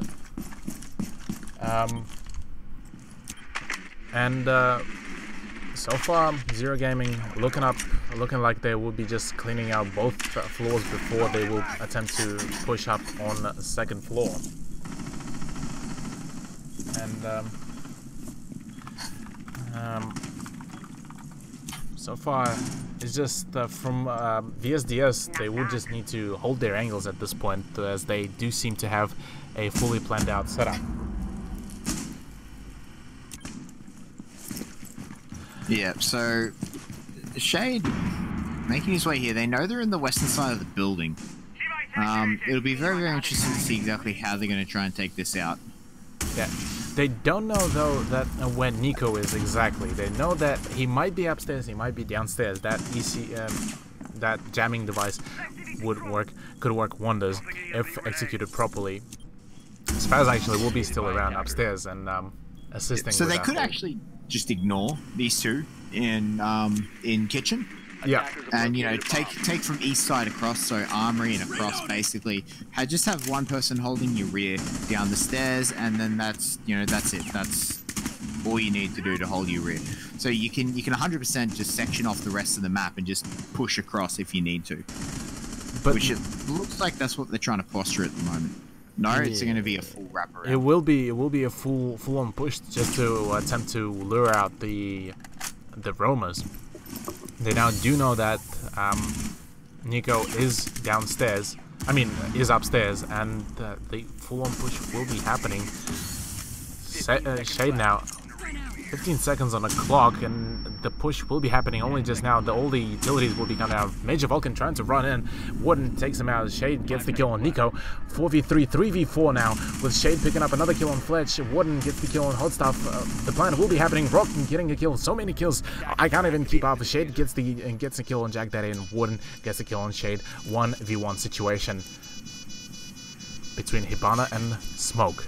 This is tense. But DOS secures the final kill, and actually Zero Gaming will be moving into map 3. Very well played, although this was extremely chaotic and could have gone both ways very easily and very quickly. Yeah, they should be extremely happy with that map right there. So interestingly enough, both teams winning the other team's pick. And we do go on to the decider. Yeah, the decider, and that is quite already an achievement from Zero Gaming, as they have won. Yeah, their enemy's pick, and it does seem like a trend from both teams. Like, well, not from both teams, like within ANZ as of recently. Like, everyone has been winning just the map picks of the other team, and that was nicely done. Yeah, it was very well done. All right, guys, we are going to have a bit of a 5-minute break. The players have requested a bit of a drink break. So we're going to throw the music back on, guys, and we'll see you back for our third map in Chalet in 5 minutes. See you later.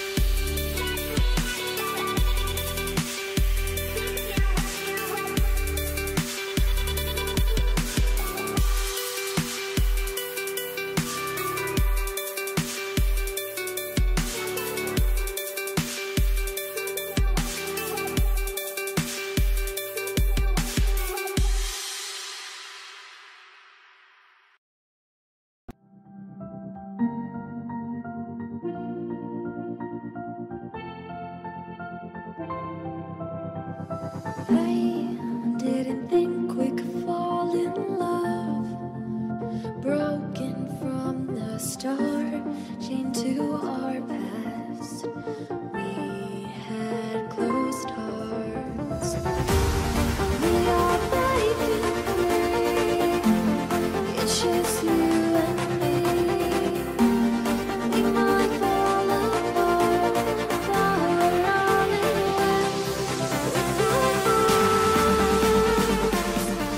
Can we break free?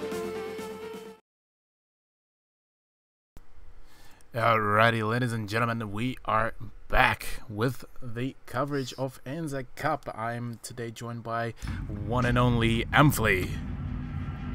How you going, Cthulhu? Looking pretty good. Pretty good today. We are seeing the map 3 of Darksided versus Zero Gaming matchup today, as we will be transitioning over to the game. And it is Chalet after a very actually confident play by Zero Gaming on Oregon. I reckon Chalet could be going either way, to be honest. Yep, absolutely. So, now this is our first map number 3 in the ANZ Cup for this ANZ Cup. So it's really good to see. It's two teams go as close as what they have. We saw so far. For those of you who might have missed the games, we saw ViewSonic Darkside win a 5-2 on border against Zero Gaming. And Zero Gaming just picked up the win on Oregon 5-3. So, the teams are quite back and forth, sorry. So it'll be very interesting to see exactly what they pull out here. And we're seeing a bar gaming hold come out first and foremost out of ViewSonic Darkside. I like to see this sort of stuff. Yeah, that's a really interesting start to say at the very least, but I'm really excited for that as well, as Darksided have been actually showing some good potential on holding these kind of plants as well.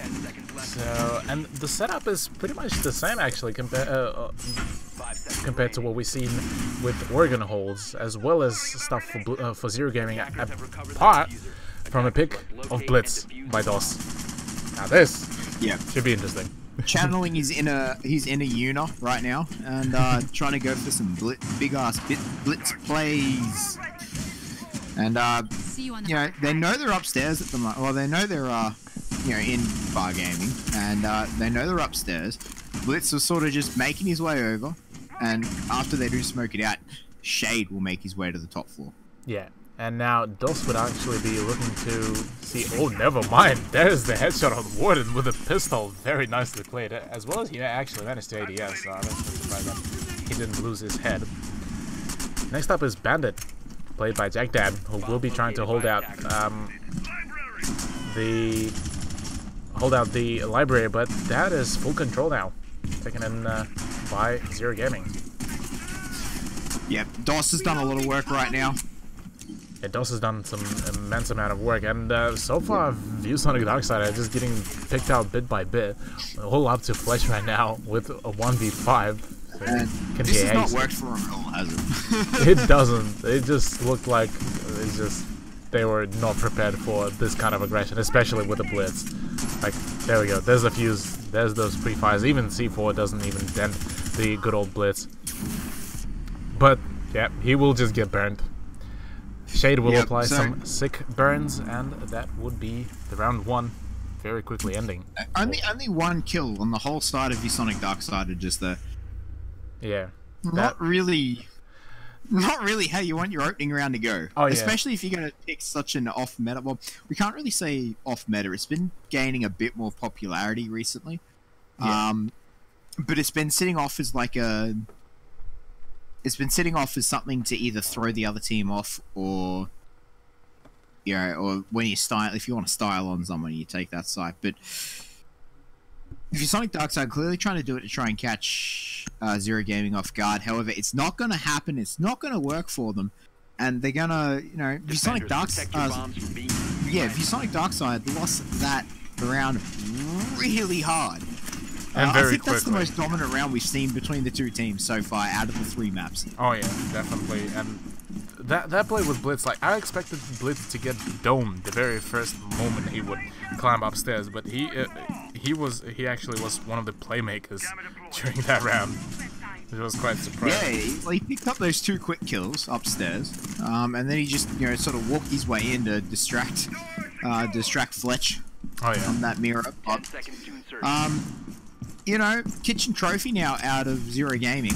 They go for a more meta hold with actually a very interesting setup with Castle Attackers have recovered having only one half of the kitchen reinforced, and the other one just castled out. So you would have more of that safe space, I'm guessing, that is cut out from that double doors on the west main. Yeah, it makes dining a bit more secure, and it makes that hallway a bit more secure as well, just a fraction. So, it's good to it's good to have that sort of stuff around. That castle can be quite a hindrance on this site, especially if you're going to play with a heavy roam squad. We've seen time and time again people get locked out by their own castles on this site. So, if they're not careful by it, it can bite them in the butt. Yeah. But we'll have to see exactly how that's going to play out in the future, as they basically. Where's the 3rd castle, or are they just holding on to it? Yeah, it looks like that, and one actually already trying to get an angle into the dining, but the ViewSonic Darksider will be taking it easy.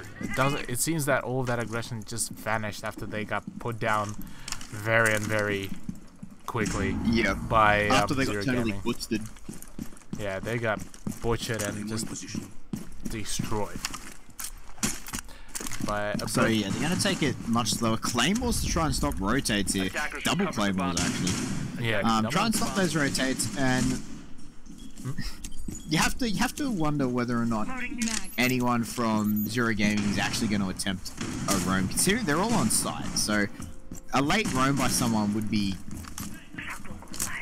It should actually work. Could be very, very interesting, but I don't think it's going to be impactful at all. I would think that even having a one roamer like played as Ellen, as we see Nico taking out Valkyrie, played by I believe Rock. Rock, yep. Yeah. That is. That was a foot. He's not going to shoot that. Sees another foot though through a pixel, whereas Fletch just picks up Shade's head straight off the shoulders. And 3v5, and it does look. Oh wow, that's a naughty angle.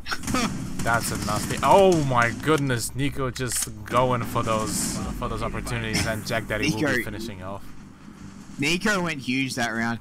He sort of had his hand in everything. He tagged up a couple of people there. Even though he didn't get the kill on one of them, he managed to tag them up. But yeah, Nico goes huge from above on that buck, and very, very dominant round out of ViewSonic Darksided. Definitely. And it does seem that this time we will be seeing once again a game of attack rounds from both teams, and I'm guessing the decider here will be whether one of the teams will be able to secure a defense round and then be able to advance farther with the scoring. Nonetheless, though, Dawes actually continues to ride on his glory as a newly remade Blitz main for Chalet.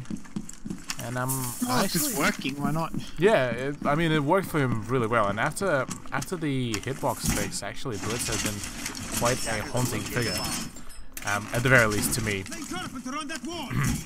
Yeah, he can be. If you play him well and you play him right, he can be. He's really good as a roamer hunter. Yes, because quite often you won't be able to get the angles on him that's required in order to be able to kill him. So that leads down through what's left traps, C4, or just being able to outshoot him, being able to get his legs, or if he and that comes down to him misplaying as well. So if you're using Blitz as a roamer hunter, it almost becomes out of your control to be able to deal with him. Yeah. So it can be pretty hard to deal with him in that regard. That being said, all it takes is one person in the side, one person in the back, and he's gone. So you need to play Blitz very, very intelligently. And if you can't play Blitz, if you can't play shields that well, if you can't play Blitz that well, you're not going to have a fun time. Oh yeah. He's an operator that requires a lot of patience and has quite a high skill ceiling in that regard. And we are hearing that C4 just being prepped to be thrown out. And if DOS actually gonna try to rush in, he could get caught off guard. I think Darksided do know. No, Zero Gaming do know that there's somebody from Darksided in the main bathroom. There's the Russian by Shade with the pre-fires. Oh no, just potatoes at the wrong moment, allowing Fletch to take him out. Whereas Jack Daddy actually gets another kill with a pistol now on Rock. And now it's Blitz's turn to deal with it all. Yep, now it's Blitz's turn as well as Major's time to shine as well, picking up a kill each, making it a 3v3 situation. Yep, so really good hold up top. You know, managing to take out 2 people. Your Capitao and your Zofia being taken out. They do, of course, pay for it with their lives, but they've wasted enough time and gotten enough kills for me to feel like it's worth it for them. Yeah, if the rest of the defenders would be able to emphasize their hold, and with Warden planning his gas charges easy enough, then well, not easy enough, cleverly enough, then I feel that Darksided have as much chance of getting it as Zero Gaming, to be honest. And so far, I feel I feel like at this point it's not. It's going to be quite an explosive match. We're probably going to see quite a passive match for the next probably 30 seconds-ish, and then the last 20 seconds is going to be absolutely explosive. Oh yeah, definitely. And we will be seeing now Major Vulcan trying to lure out, I believe, that is Warden playing in Trophy Room to get those angles.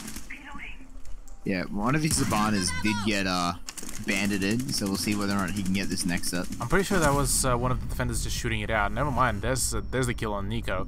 I mean, from Nico. There's no bandit in the whole round, duh. Yeah. And ooh, Hot Stuff actually doing even more hot stuff and picking up a headshot on Nico. 15 seconds on the clock left. And now all up to 2 members of ViewSonic to try to clutch this up. The trades are coming out, all up to Warden once again, versing against Blitz, who will be quite menacing right now as that's Blitz. Gonna be round 2 vs. Yes. Yeah, that will be the round as Pros don't fake. If he'd stuck that, he would have got it. actually, yeah, with the shield turned to him, he would have had a chance. Not even at the very end there. He was actually planting when it was a 1v1. Like when Hot Stuff died, he stopped planting a little bit after Hot Stuff died because he was worried he was going to get pushed. All he had to do was keep up that plan. He would have got it and then just been able to back up and be an absolute nuisance. All he had to do was follow the dang train. But unfortunately, yep. We're striking back at it again with the old jokes. jokes. A lot of gamers some PTSD, man. Yep. Follow the damn train.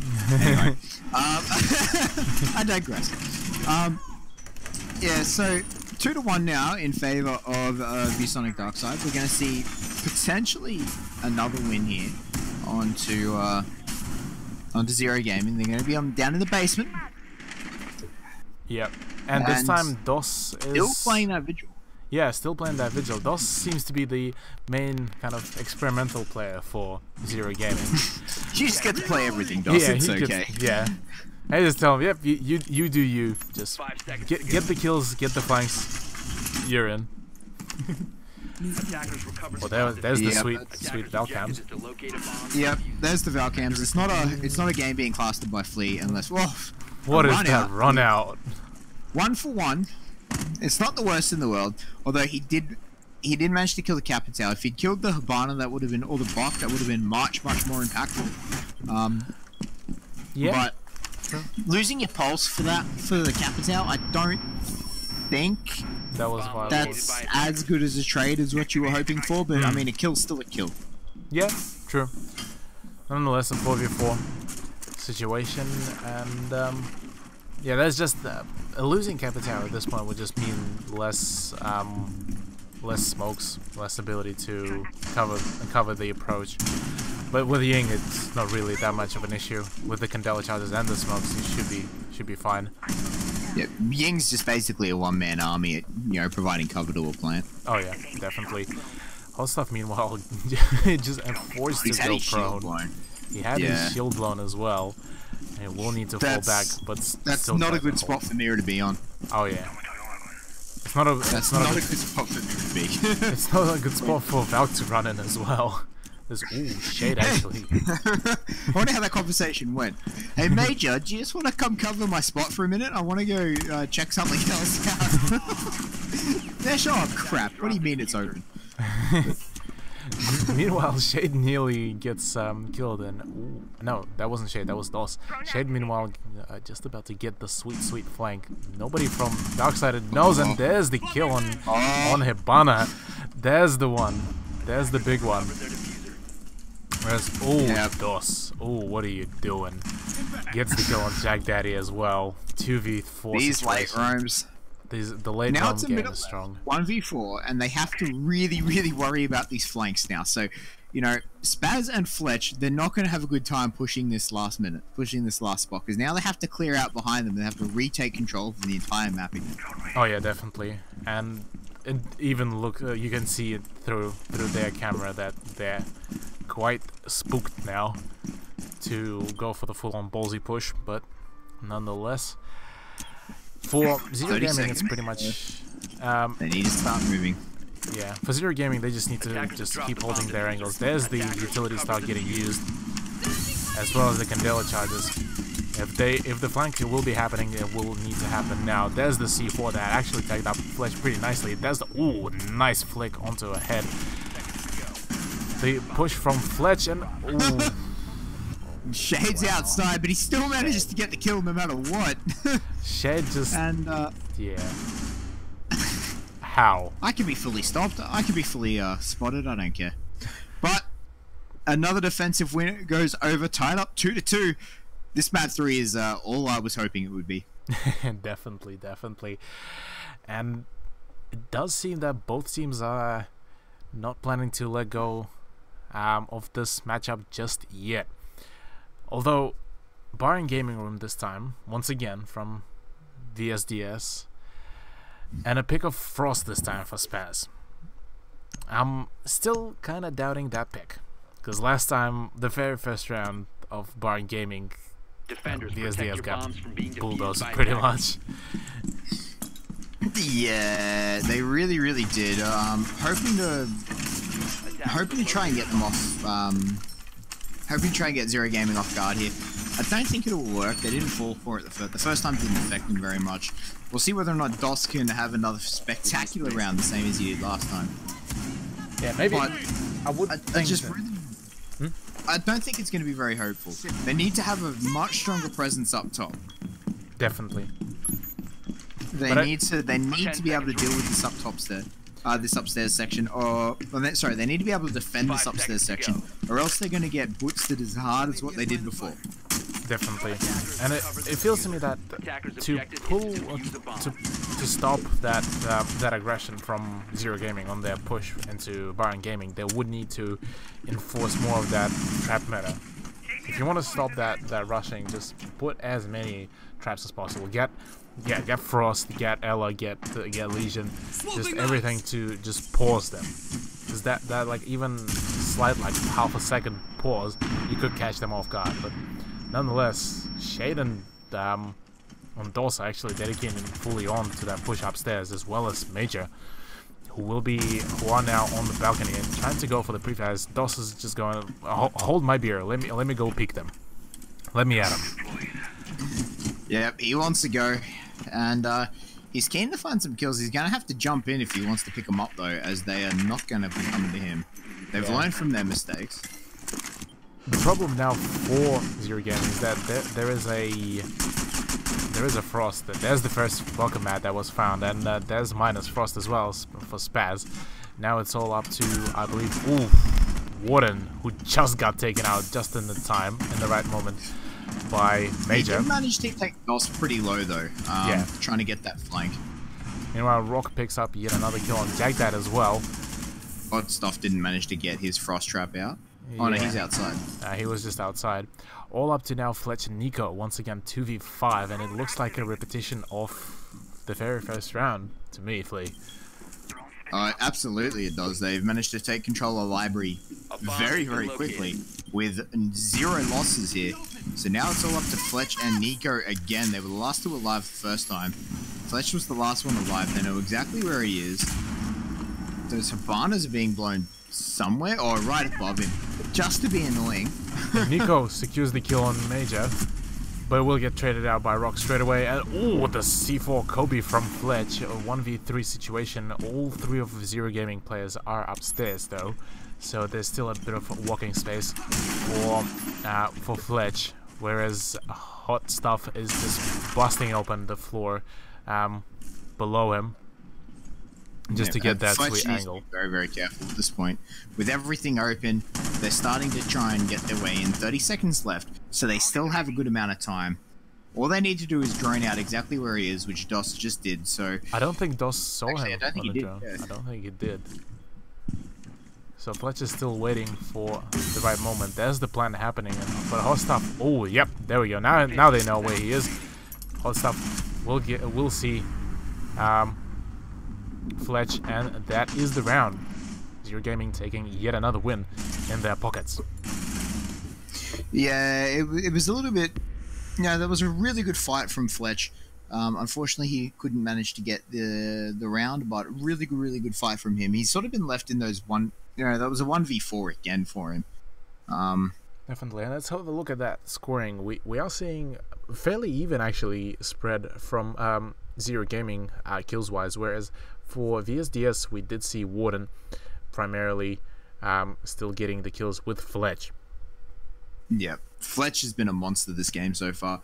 I think he's been absolutely fantastic for his team basically this whole game through. First round he was solid. He wasn't the star, that was Jack Daddy, but second map he did really well as well, and he's just been so consistent tonight that you should be pretty proud of the way he played.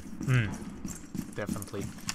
We are seeing once again a pick of Mute on Major Vulcan, and this time it is a kitchen and trophy room hold for Zero Gaming, and once again Zero Gaming are currently in the lead. So now they will need to just be able they will need to just hold out the defense round to get the upper hand on ViewSonic. Yep, and they I believe they won this round last time. No, they didn't, did they? I think they lost it. 5 seconds left before I insertion. think they did.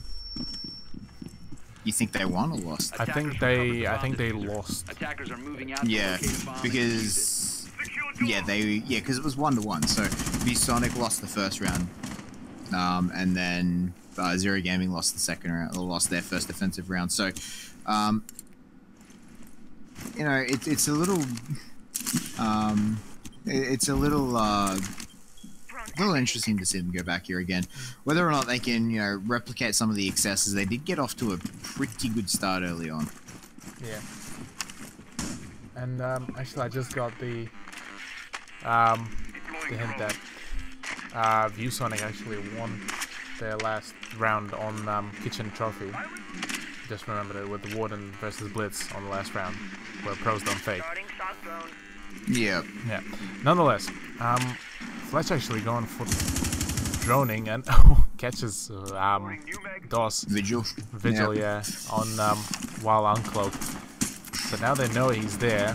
There's the Claymore from Warden as well. It's one of the hardest decisions as a Vigil player. Do you go cloak and give away the fact that you are off-site, or do you stay uncloaked and hope that the drones will run straight past you?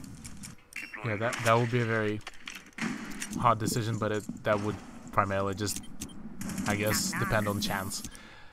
There's also the sweet cams that we all like, and Spaz is starting already to do some work on the flooring in the master bathroom from upstairs, trying to get some rotations cut off. Yeah, Spaz just trying to hold the Serenity angle, see whether or not he can pick someone up. It was last time they did this. I do believe it was Nico on this buck who had a phenomenal round.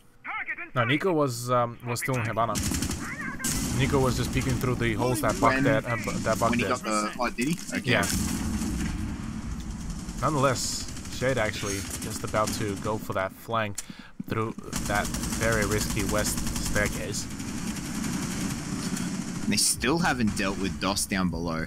there's the kill, by the way, on from Shade onto Fletch, and Rock minuses out Jack Daddy as well. So that is Twitch and Ying gone. So now it's all up to Warden to do the covering work with his bolts, whereas Nico and Spaz will need to do the fragging. The fact that the DOS is still alive down there is ridiculous. It is. You know, how many resources they've put up there. Now they're just going to have to funnel through the hatch and the trophy window here. I just can't see it working. As I said, that one kill does get picked up though. Meanwhile, Warden already manages to get the kill on Shade. Spaz gets down. The Warden trades out, I believe, Major, and it's all up to DOS and Rock to actually stop this plant. There's the pre-fires. Does down him, I believe, as well. So it's all up to Nico. All up to Nico to try to clutch this up. Warden and Spaz are all fully down. And it doesn't look like a good plan for the SDS as they just got put down and shut down hard by DOS and Rock. Yep, Rock picks up that easy double kill with the downed people, and DOS picked up, The shot on Nico. Who was it? Nico, yep. DOS picked up Nico, so... Yeah, very, very good round for them, and now they're on match point again. They're actually in, they're actually looking to take the win off of ViewSonic Darkside here. Yeah, it gets that possibility gets closer and closer, and they're looking extremely powerful, versing Darksided, which is considered as one of the top teams. And Zero Gaming slowly. Yeah, most people would consider ViewSonic Darksided the second best team in ANZ right now. Yeah. So I don't think it'll be. It'd be quite an upset for Zero Gaming to win this, despite how close this round has been. Like this whole series has been. I think it'll still be an upset if Zero Gaming managed to take this out. Yeah. And this time, once again, we are seeing the Trophy Room Kitchen defense from VSDS. Same setup. Jack Dad is now on mute as well. Whereas from Zero Gaming, DOS has finally switched over from Blitz to Ying, which is kind of surprising to me, but I'm guessing not. I'm not too sure. Nah, I'm not that surprised. Ying's a very good operator. I'm not surprised to see her at all. I was very effective against these castles as well. I meant it's rather just surprising for him, for DOS on Ying, yeah. DOS has played how many unique operators? Like, True. We can see DOS on anything at this True. point. Like, the jack of all trades. Yeah, DOS is the jack of all trades. The guy who would be able to just put him on anything, he'll succeed. Okay. Yeah. And one of those castles has already been taken out. Yeah. Oof. Jack Dad actually gets taken up as well through what I believe a kitchen window. And VSDS West main door, I think it was. Oh yeah, could have been actually. Whereas VSDS still continuing to do the final preps, and it's all up on Nico to hold downstairs, whereas the rest of the squad is upstairs actually, or roaming. Yeah, very, very, very heavy hold up top. A lot of investment going up to holding this, but if they can successfully hold it, if they can break this push, it will do a lot for them. There's the first kill from Nico actually on Major. That is Hibana down, but the hatch has been blown open, so that's not that much of a problem for them. They didn't open it. Yeah, it was already open. Yeah, ViewSonic already open. There's the rushing happening. There's the utility from the with the Candela, and DOS unleashing out the LMG. Only half the mag's gone. He's still got another 40 rounds, and he offloads another 20 and then reloads. That's actually quite nicely executed, forcing Darksided to fall back and completely give the master bedroom to Zero Gaming. That's a very nicely done push and a good trade as well. Yeah, so bringing out that Hibana is massive. It means that there's no more hard breach. But that being said, they don't really need the hard breach.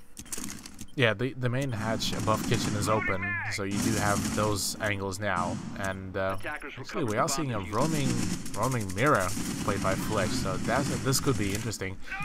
Rock, never mind, picks up a kill on Nico. That's the person who was hunkered down near the trophy, and there's the drops as well coming out. There's the roaming Giga actually. Shade picks up the kill on Warden. Now 4v2. And ooh, Fletch gets the kill on Shade. 3v2 now. Zero Gaming is so close to getting the win. There's a 1v3 now. Spaz gets the kill on 1. 1v2 gets really tagged up. Has to hold the kitchen. Time is ticking. 1/3 of the clock is already gone. I don't think he has the time to do this. You reckon? Yep, because he's got to slow this down. Zero Gaming aren't going to peek him, so he's going to have to go aggressive, and they've got a perfect crossfire. I just don't think he can do it. And there we go, ladies and gentlemen. Zero Gaming beating ViewSonic Darksided in a very sweaty game. Well, actually a very sweaty set of games. After a very kind of confident play by Darksided on border, Zero Gaming just came back. And DOS on the last map was just absolutely amazing, with both playing as Vigil, playing as Blitz, and now playing as Ying. And we are seeing 8 kills on him with Rock on 7. Whereas for ViewSonic Darksided, it's Fletch and Nico that has been popping off the most. Ladies and gentlemen. Absolutely. And that was a tremendous match. The whole series was fantastic. Congratulations to Zero Gaming for picking up the win there. Yeah, to be honest, I did not expect that.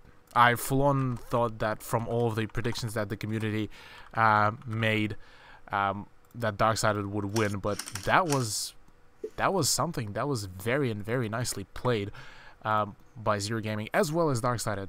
Both teams showed up really well, and I guess it's just unlucky for them that they have lost this. Yeah, it really was. And welcome Monkey Fist along as well. Is going to join us for a bit of analysis and a bit of chat here. And yeah, what a great series that was. Yeah, it was. And I suppose we lost. saw Darksided take the L. Darksided. Both teams. You saw it on that really well, previous map. We saw Fletch and Nico standing high up on the scoreboard, and those guys are playing the anchor positions, right? Whereas, you know, the main fraggers weren't getting the kills. So Warden and Jack Daddy just weren't doing as well as they were in the very first and second map. Warden was smashing it on the second map. But coming to Chalet, I think, you know, they only had 2 or 3 kills each. Whereas, you know, we saw Nico and Fletch all the way up on 6 or 7. So that means their roamers or their entry fraggers aren't doing their jobs, and it's left to their anchor positions to try and get the frags. And, you know, they get 1 or 2, but then they go down and the round's not won from there. Yeah, I think Jack Daddy's probably the biggest example of that. He absolutely carried ViewSonic Darksided through border, but to have him, you know, fail so hard on Oregon and then Chalet as well was just a little unfortunate. Yeah. Yeah. I suppose you could also say that they're still a new team, this ViewSonic Darksided lineup, but I don't know. I don't think. Well, you know, Spaz and Nico have been played with the other 3 for a long time. There's not one. You know, there's not one. They're not a new team that's just decided to randomly start playing together to pick up like talent or something. They've got a long history of playing with each other, so they should not be as new as, you know. I don't think that the new argument sort of holds up there, because their synergy should already be built. It did definitely feel that Darksided seemed to have lacked communication, to be honest, especially on Chalet. Like, they were missing or just not checking something that was not checkable, or just losing like really simple stuff. Yeah, and I think it was a really big mistake by ViewSonic Darksided in particular, when they really stuck to the basement hold that they were doing in Oregon, where they kept holding upstairs. They kept holding the meeting room, and they put so much effort into it, so many resources, but it just didn't work out for them ever. I think they held on to that for a bit too long. I suppose what's also really surprising for me is that the map picking ban was perfect for ViewSonic Darksided. We had like 3 of their strongest maps, but they just couldn't stand up to the might that was Zero Gaming. I'm very surprised. Definitely. Yeah, it just... Yeah, Zero Gaming did seem that it was... They were ready. They were ready for everything. They were ready for Chalet. They were ready for Oregon. And Darksided just seemed that they were either going too experimental or they just, yeah, they just weren't too ready, or maybe just didn't sleep enough. I don't know. I think the teamwork was just better. 100%. There was something I was just going to bring up. The teamwork from Zero Gaming, it started out a bit rocky, but you could see them, covering each other off, droning for each other, pushing with each other, getting refrags, moving through a bit more. We saw on Oregon, Shade pushed alone by himself, a lot of it, and he was consistently punished for it, and Shade didn't have the greatest of maps on Oregon. But the rest of it was just so team-based for them. They did so well. And yeah, I want to touch back on to the point of the pick ban phase that you said went so well to Darksided, which 100% it did. Three, probably in their top 5 maps was those 3 maps. So they should have been very comfortable looking at that, saying, we have this in the bag. But yeah, Zero Gaming on the rise put a real big pin into that.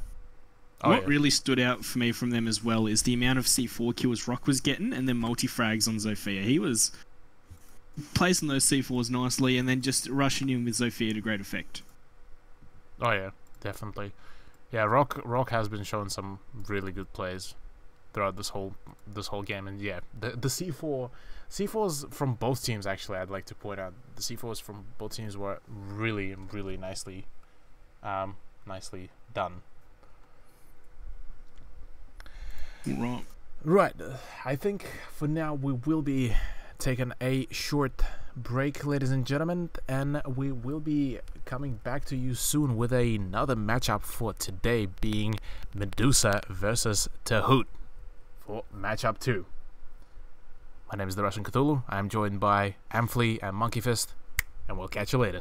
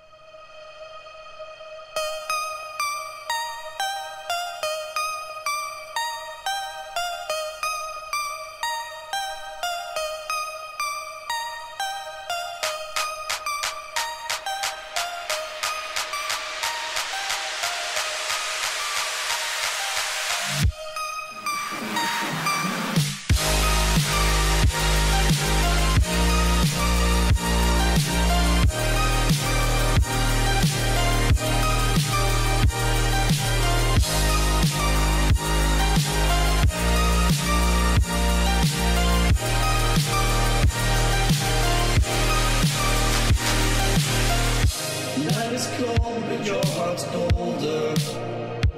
I will wait for you. The glitch in your eyes pulled me under, but I will wait for you. There's nothing left for me to do than run and act myself a fool. No point in trusting anyone. Your eyes of diamonds keep me up. Never thought that it could be this rough. No point in trusting anyone.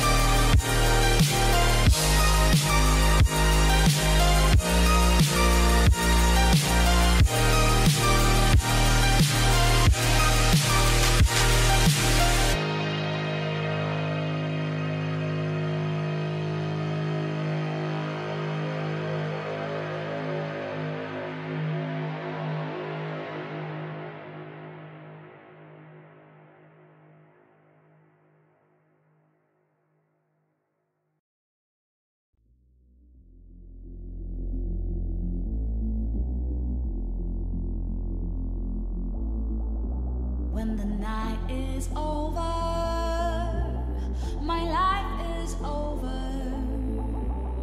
'Cause I start thinking again about our time together.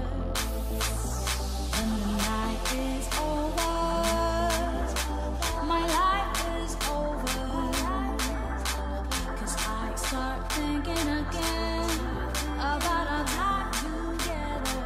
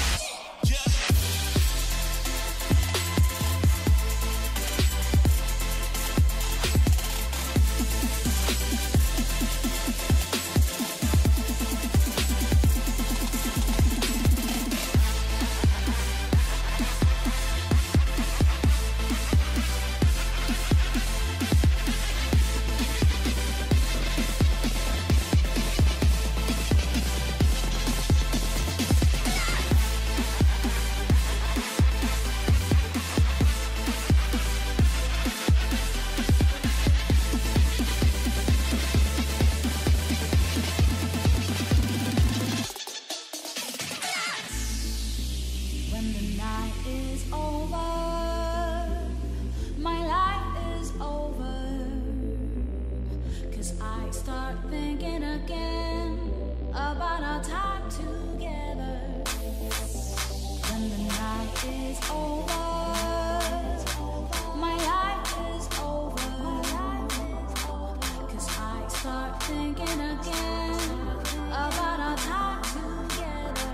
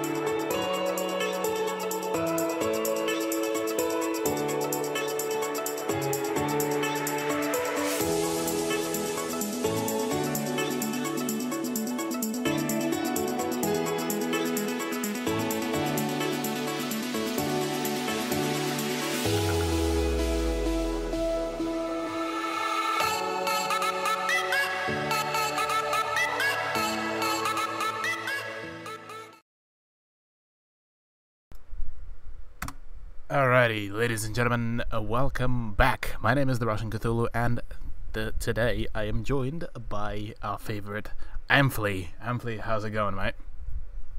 I'm going really, really well. I'm pumped from that first match. We've got another series right now. I'm ready for it, and I cannot wait to see how good this match is going to be. Oh, yes. Yes, definitely. And, give me a moment. We will be seeing a game of Medusa versus Tehoot. Now, both teams are, I would say, of equal skill. So, and they have been performing very well. Tahoot has been always on those top 3 spots on CG tournaments, and Medusa have been throughout a whole lot of tournaments and a whole lot of go falls, showing that they can show us a good match. Oh yes, And we know with- these guys can show us a good match. Oh yeah, definitely. And with map picks, we will be seeing Cafe, what we're seeing right now, which was picked by Tahoot. Then we're going to be seeing Chalet, picked by Medusa, and then Skyscraper will be our third map.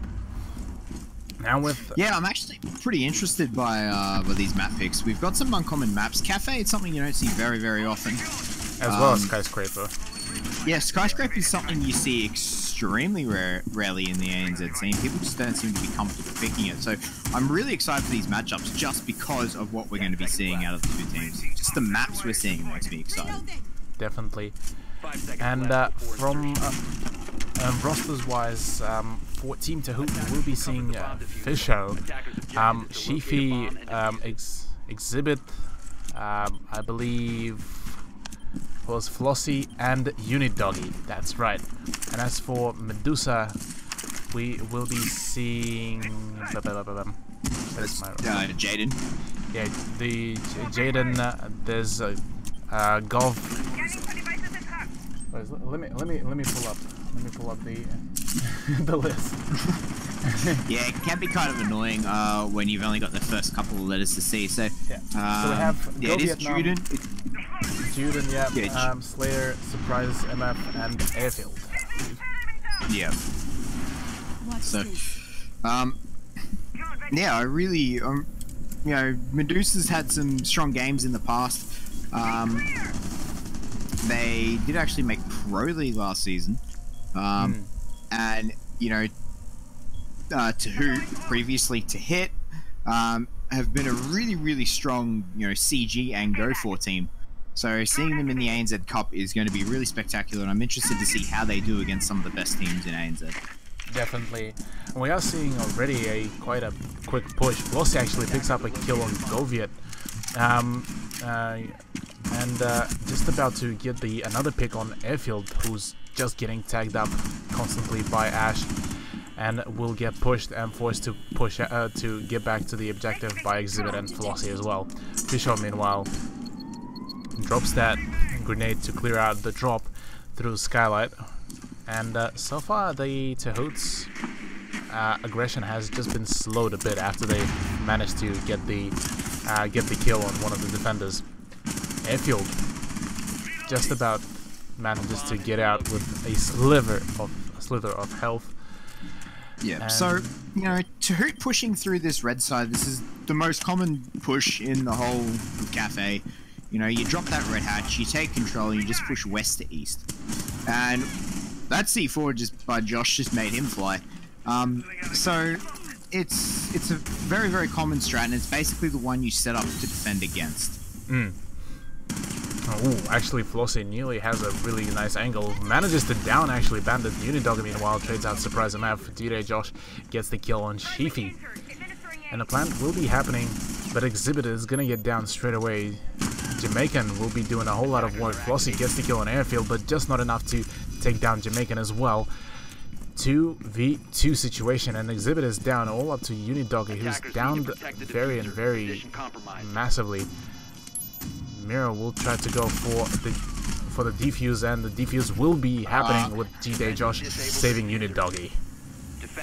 Yeah, that was. He just needed to go for the floor bang. I don't know. I don't know why he tried to go for it like that. I think he tried to I think he find by the really pixel. needed to go. He really needed to go for that floor bang.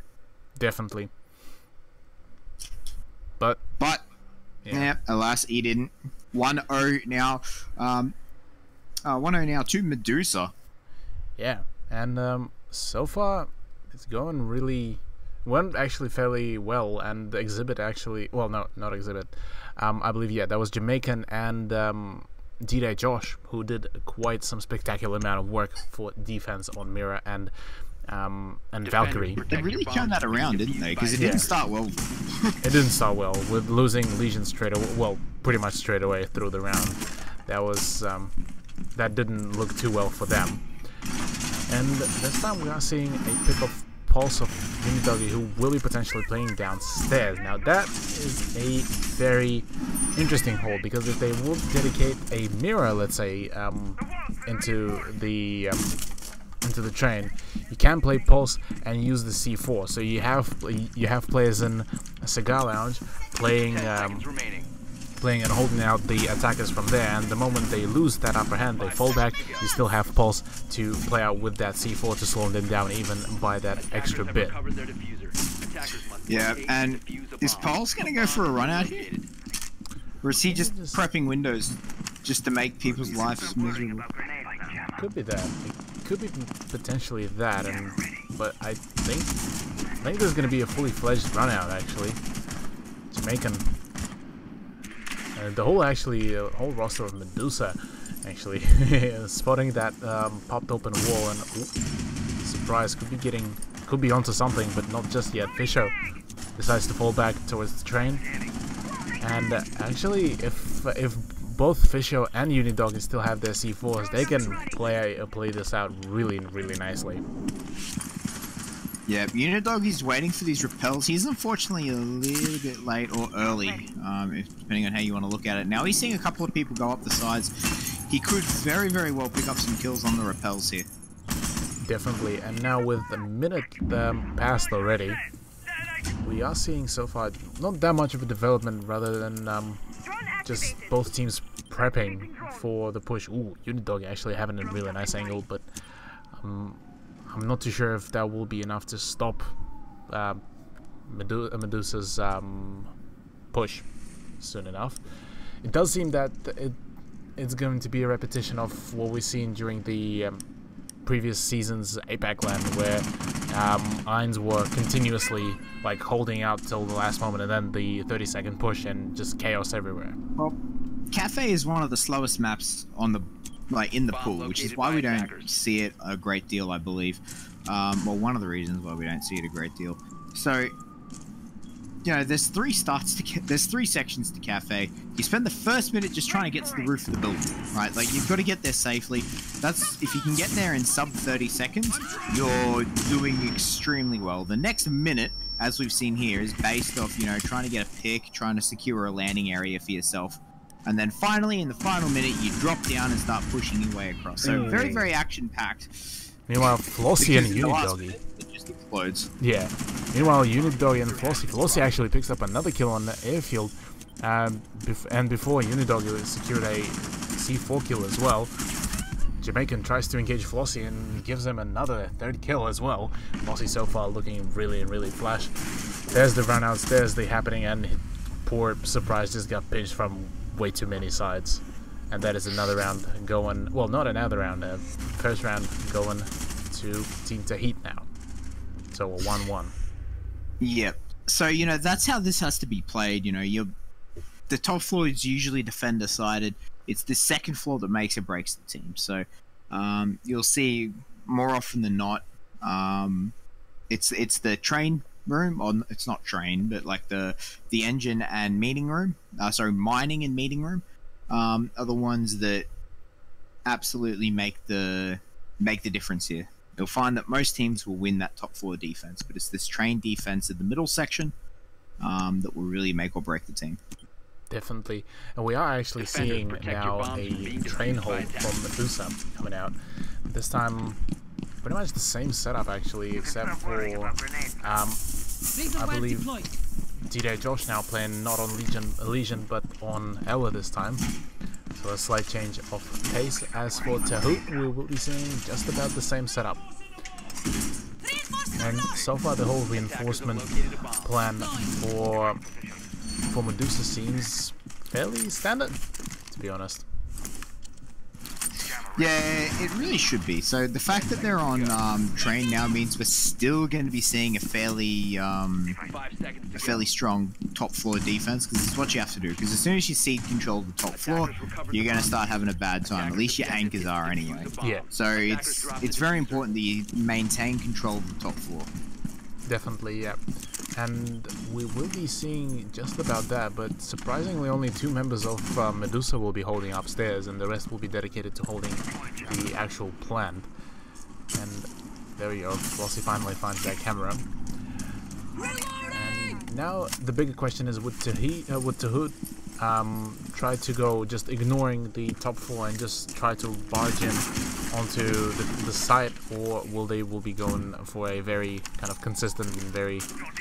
They'll be going for the more conservative top 4 more push. conservative, They'll leave someone on the windows for sure, just to apply pressure. You never know, that person can always get a pick off rotations or whatnot, so you should probably leave someone on there just to be, you know, just to apply some pressure onto them, make them feel that bit of pressure while you're trying to clear out top floor. However, they will 100% be taking this top 4 push now, especially as we're seeing, you know, Flossie start to make his way in and all these windows start to get open and whatnot. Definitely. Ooh, Fisher goes for the quick reflexes, but the drop on Flossie by D-Day Josh will work magic, and that is actually Ashdown. Ella goes for the very ballsy run out, but that will cost her the life. And Shifi will be taking out Surprise as well, making it a 3v4 situation now in favor of Tahoot. Yeah, Josh got a little bit aggressive there, didn't he? Trying to jump out those windows. A little too far. Yeah, Fisher guy was 100% ready for it. Cleaned him up though. And Fisher guy, he's playing well so far. He's getting a lot with these Twitch drones.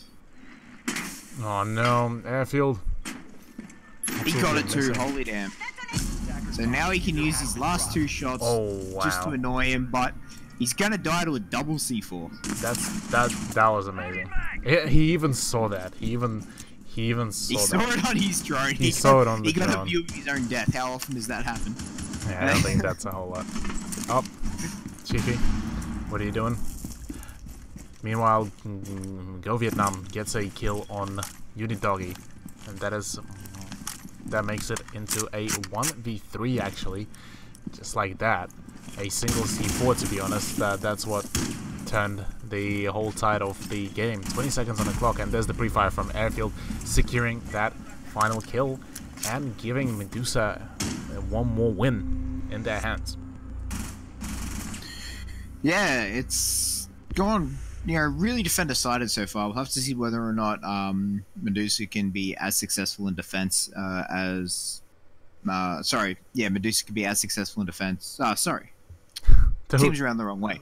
Whether or not Tahoot can be as successful in defense as what Medusa just was, or whether or not Medusa will start running away with a win here.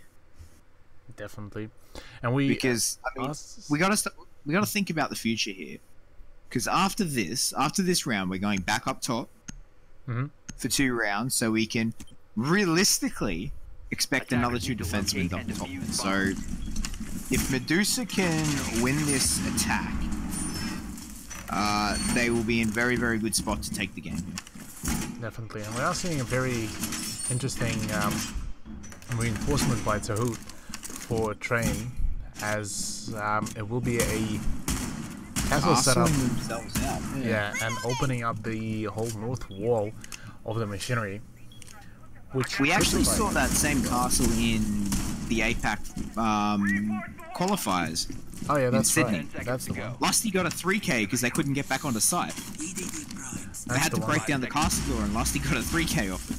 That's the one. Yeah. We've seen it before, and it did not do well for the defenders then. I can't remember who they were versing. I want to say Mantis, but I'm not 100% certain. What is though interesting is that Unidoggy now on the good old Capcan. Oh, my boy Capcan. Repping that Russian pride just to make you brag with the loot. Yes. And makes me extremely proud. And pride.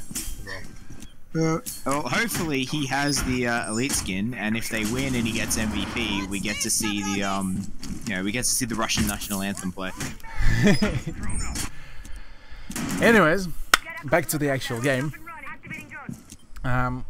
We will be seeing Unidog actually going for some quality roams upstairs, missing completely those drones. And, yeah. Yeah. That wasn't a great That wasn't a great play. Yeah. But nonetheless, that he still decided to hold his angles upstairs at the bar. Potentially he could get flanked out, pushed out by Surprise. But if Surprise won't be too careful, he might get his head taken off as well. And Legion decides to drop down finally. Downstairs after a very heated and picked up firefight. Ooh, Flossie once again goes for the kill, picks up the Goviet. But now they know where he is and they'll be able to pinch him out. There we go. Unidoggy also claims the head of Jamaican, and that is the Ying actually down. So now all up to. Oh, this attack is falling apart, isn't it? Yeah, this attack so far is falling very gradually apart.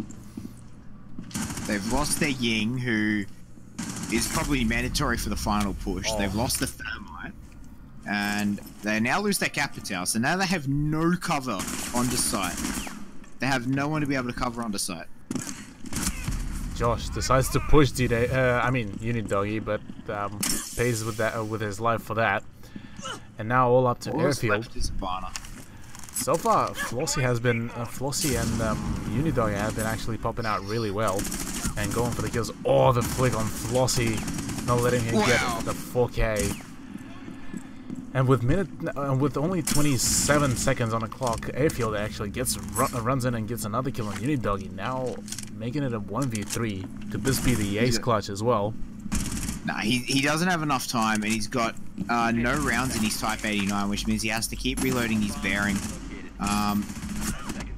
And I just don't think he's going to do it. He's too pinched out, and the cap can kill for the end. Because why not? We close it out with the cap. Yeah. Yeah.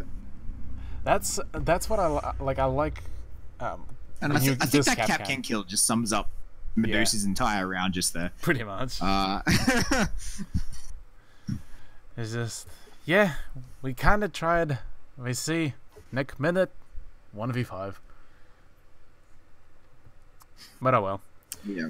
So, yeah, 2-2 now. So we're gonna go back upstairs and presumably see another 2 defensive wins. So 3-3. Are we potentially going to see overtime here? Attackers need to locate this could be. and defuse This bombs. could be. Oh,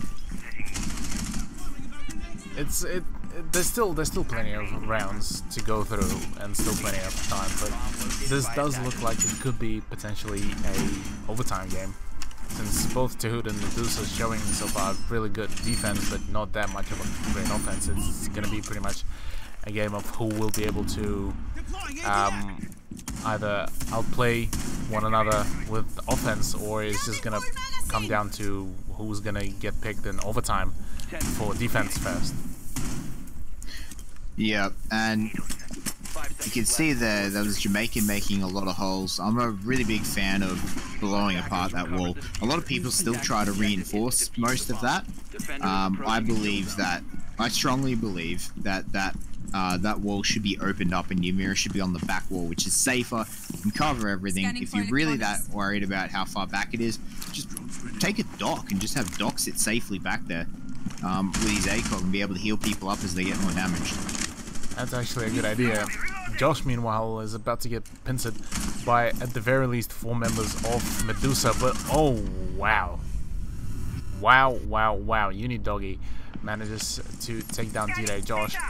That was a fair bit of potato by Fisho Guy, though. That was. It was. Not Fisho Guy, Flossie, sorry. Yeah. And unfortunately, that did cost them Ash, but they managed to trade it off, so far it looks pretty stable for them. Fisher Guy goes for those I believe that's Bandit? Yep, Bandit batteries that were in the cigar lounge. And apart from that, with a minute 52 seconds on the clock left, there's not that really much that is about to happen. Now, as I said in the first round, Cafe is a very, very slow map. The first minute's just spent getting into the roof, the second minute's just safely being spent safely trying to get into the map, and then your final minutes where the action happens as they slowly try and push their way across. And it's that last minute that is the most pivotal. and it is the most action-packed just because they have to fight for every inch of ground. Bomb detected. Definitely. Now, what could go from here? Like, we have Shifi on the windows, but the rest of the rest of Tahoot are still at the skylight. Never mind, exhibit just dropped. So, is this going to be a mostly push through cigar shop and lounge, or is there going to be a two-way pinch? I think they will rotate over to drop on red. You really don't want to drop down that skylight unless you know you're safe. Dropping down that skylight will be an absolute nightmare, realistically. There's no other way to put it, as Airfield's going to clean up exhibit really nicely there. Very well played by Airfield, although a bit of a hiccup by exhibit for not double checking that spot. Fisher keeps on potatoing, finally finds the kill on surprise, whereas Goviet actually gets the kill on Unit Doggy. Fisher gets another kill on the Goviet now. Trades him out, 2v2 situation. Shifi and Fisher are really low on health. Shifi catches Jamaican off guard, and now all up to Airfield to try to clutch this up. 15 seconds on the clock, actually make it 12. And now the plant will have to start happening. With Fisher guy gets himself downed actually off that bandit battery. Now a 1v1 just like that, ladies and gentlemen. Airfield on full health, whereas Shifi on half health, but that doesn't matter as Shifi will be taking out Airfield full on with the pre-fire. And that's that attacking win we've been looking for. That's that attacking win, definitely, yeah. That's going to break the mold here, which is really, really good. Really, really nicely played from Shifi on that IQ. Managed to get himself a 3k as he got up, as he dropped down there, so really, really nice play by Shifi. I think that was Fisher on IQ. Shifi was on Thatcher. Oh, yeah. Yeah, Fisher got himself a 3k as he dropped. So, you know, really, really nicely played by, well, whoever the IQ was. Yeah, that was as unfortunately things have to be a little bit pixelated for me. But, you know, it's really... That was really good attack by them. They should be pretty good at that. Pretty proud of that attack. And that's a very, very standard attack. But... now 3-2, it's up to Tahoot to actually take this defensive victory and put themselves in the driver's seat. If Tahoot take this round, I'm going to predict that they will win the map. Definitely. And yeah, for Tahoot, it currently looks like a really, really nice setup because Medusa hasn't been showing off anything big. It was primarily more just like a meta push to both sides, and well, both teams are playing this pretty standardly. Yeah. I think the only exception could probably be Josh being ultra aggressive. D-Day Josh, you know, I used to play on a team with him. I used to be on Silver with him. Josh was a very aggressive player then, and it was left up to, you know, myself and one of his teammates, not to curb his aggression, but to make his aggression a bit more intelligent. Yeah. Unfortunately, he seems to have probably regressed without anyone, you know, to actually check him up and tell him that was silly. But, you know, having watched him jump out windows and everything, it's fun to watch at least. Yeah. For some reason, it does remind me of how Mentos played, with MV Taylor always going like on full-on aggression, whereas the rest of the team just anchors down usually, or just takes it slow. Yeah, but the difference is MV Taylor ends a game on like 15 kills. Oh yeah. Whereas a D-Day Josh probably on 1. Nah, I'm not. D-Day Josh is a better player than that. He'll be on. I think he's on about 6. I think he's on about 6 if I remember correctly from the last score we saw. Oh, there's the runner. Oh, calculated. The calculated trade-off by surprise manages to get him the kill in the afterlife. Well, they weren't ready for that Claymore at all. They had no idea that that Claymore was there. Yeah. There we go. There's the Zephyr's stun grenades coming out just to make sure to push back a bit the defenders. Drop straight into a mute jammer. Yeah. Decide to dump the a bit unfortunate. Drone, but unless the show must go on. D-Day Josh will now attempt to actually, yeah, this will be a peek into the. Oh wow, that was close. He nearly peeked right into the sides of Flossie, who just downed him to just about 50 health, forcing him to fall back a bit.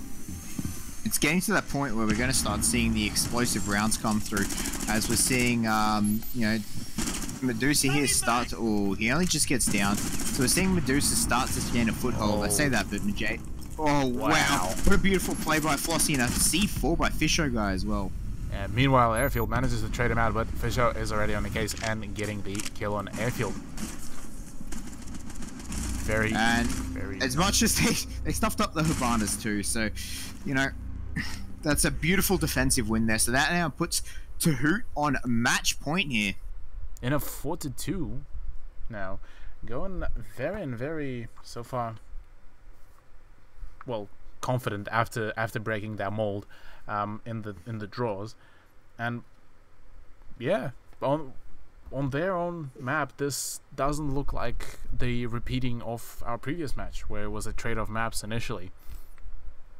So it does seem that Tahoot might be potentially taking that with just only one more round left on their hands.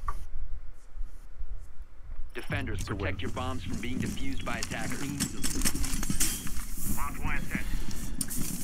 Yeah. So 4-2, we're on match point now. I really expect I really expect to see a defensive win off this. Medusa needs this defensive win to stay in this map, or else we're going to be going to map number 2 with an advantage to Tahoot, which is not what I really expected coming into this. Neither me. I did expect for this matchup to be slightly closer, but I mean, we did see just about the same ending to first map of Darksided versus Zero Gaming, where it was, what was it, like 5-2, 5-3? It was 5-2 to them. Yeah, on the first map, and then it was so just the first swept. map was 5-2. The second map was 5-3. Yeah. So, yeah, you're right. We could be seeing another one of that, which made it for quite an exciting series, actually, to be honest. But oh yeah. You know, I'm not going to count Medusa out yet. They're still a great team, and they can still absolutely bring this one back. That's for sure. Both teams actually show great potential. It's just it's pretty much at this point a matter of who will be able to make less mistakes within this matchup, to be honest. We are seeing Fisher guy trying to get some sort of... He finally finds that bandit battery, but nothing just yet. Almost a minute passed from the start of the match, and at the moment Tahoot are just slowly but steadily getting rid of the electronics. Those bandit batteries went out really quickly, and what's interesting to me is that they didn't decide to use the Thatcher's EMP grenades. They kept those for the actual push to get rid of the legions and the legions and the ADSs, and used IQ actually to track down those bandit batteries and try to take them out. Well, I think the IQ's only here to, you know, find valve cams. I think that's the only reason why they're picking IQ right now. IQ is... Oh wow, that was close. I really think that, yeah, they're really worried about these valve cams being up on the top.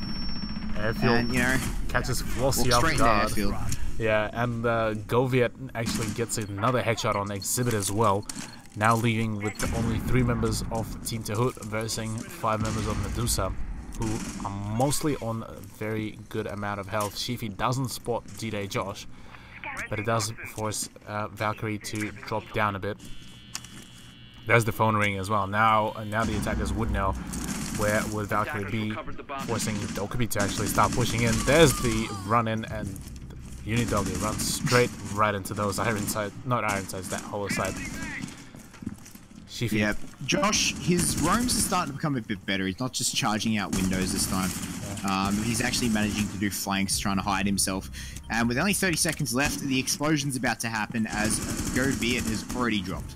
Yeah. Shifi manages to pick up another kill on D-Day Josh. Airfield finally finishes him off, leaving Fisherguard to clutch this up, but he just gets pincered from 2 spots, and Jamaican will be finally finishing him off with a headshot, saying Medusa will still stay in this competition.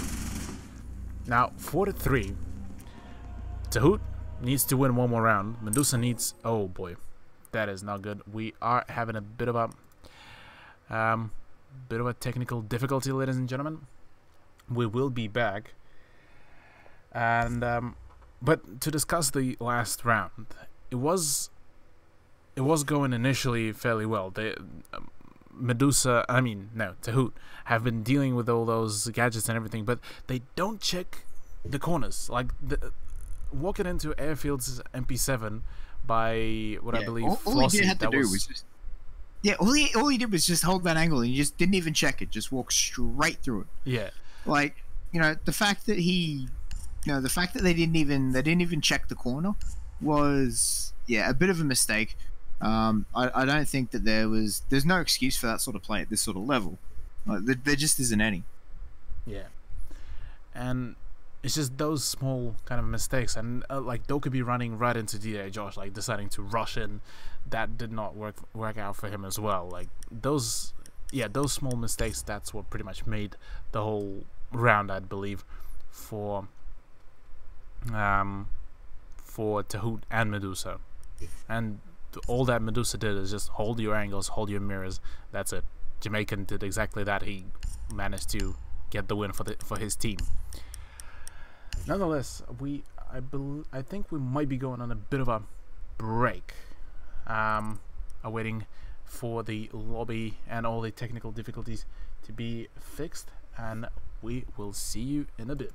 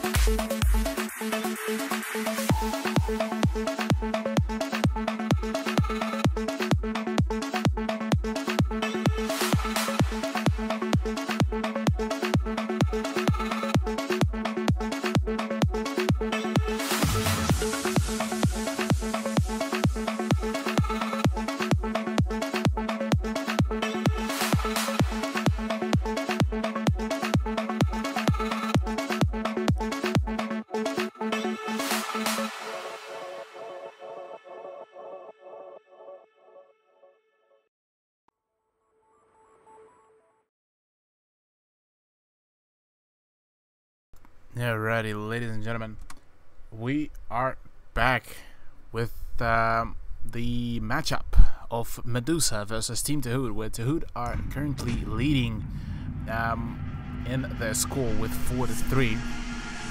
We'll be transferring over to our beautiful game, and now we will be seeing, I believe, Tahoot going on defense with a pick of Mirror, Legion, Mute, Castle, and I believe that the last one would be either Jaeger or Bandit. In a fireplace hole in mining room, that's the place where it will be a break, a make or break. And I am joined by your boy Amfley. How you going, Cthulhu? Really pumped up. 4-3 now, so this has become a much tighter map than what it was looking 2 rounds ago.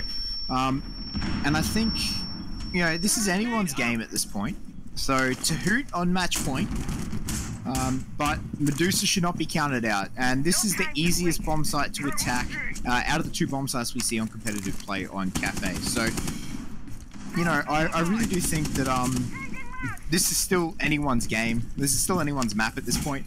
And Medusa should not be counting themselves out, and Tahoot should not be resting on their laurels right now. Definitely.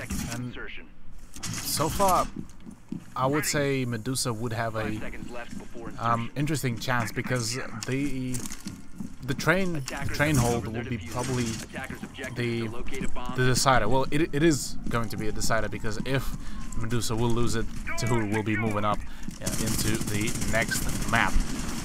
And if Medusa will win, they will be able to go into that sweet overtime to prove that they're still not ready to go to the next map. And they will be battling for every point possible. Yeah, 100%. So, Medusa looking for this overtime at this point. They need it to win. They need it to win this map. And you don't want to go into map 2 being a map down. There's just no worse of a feeling. Because if map 2 starts off poorly for you, you just get that feeling in your gut, and you just... it becomes a battle just to try and survive to stay in the map. So, they're definitely going to be fighting for this win. If not for, the fact that it counts as a map win, just for the moral victory it can give you into map number 2 can just be so big. Especially in a tight game like this, you feel so good coming out of the victory. Oh yeah, definitely.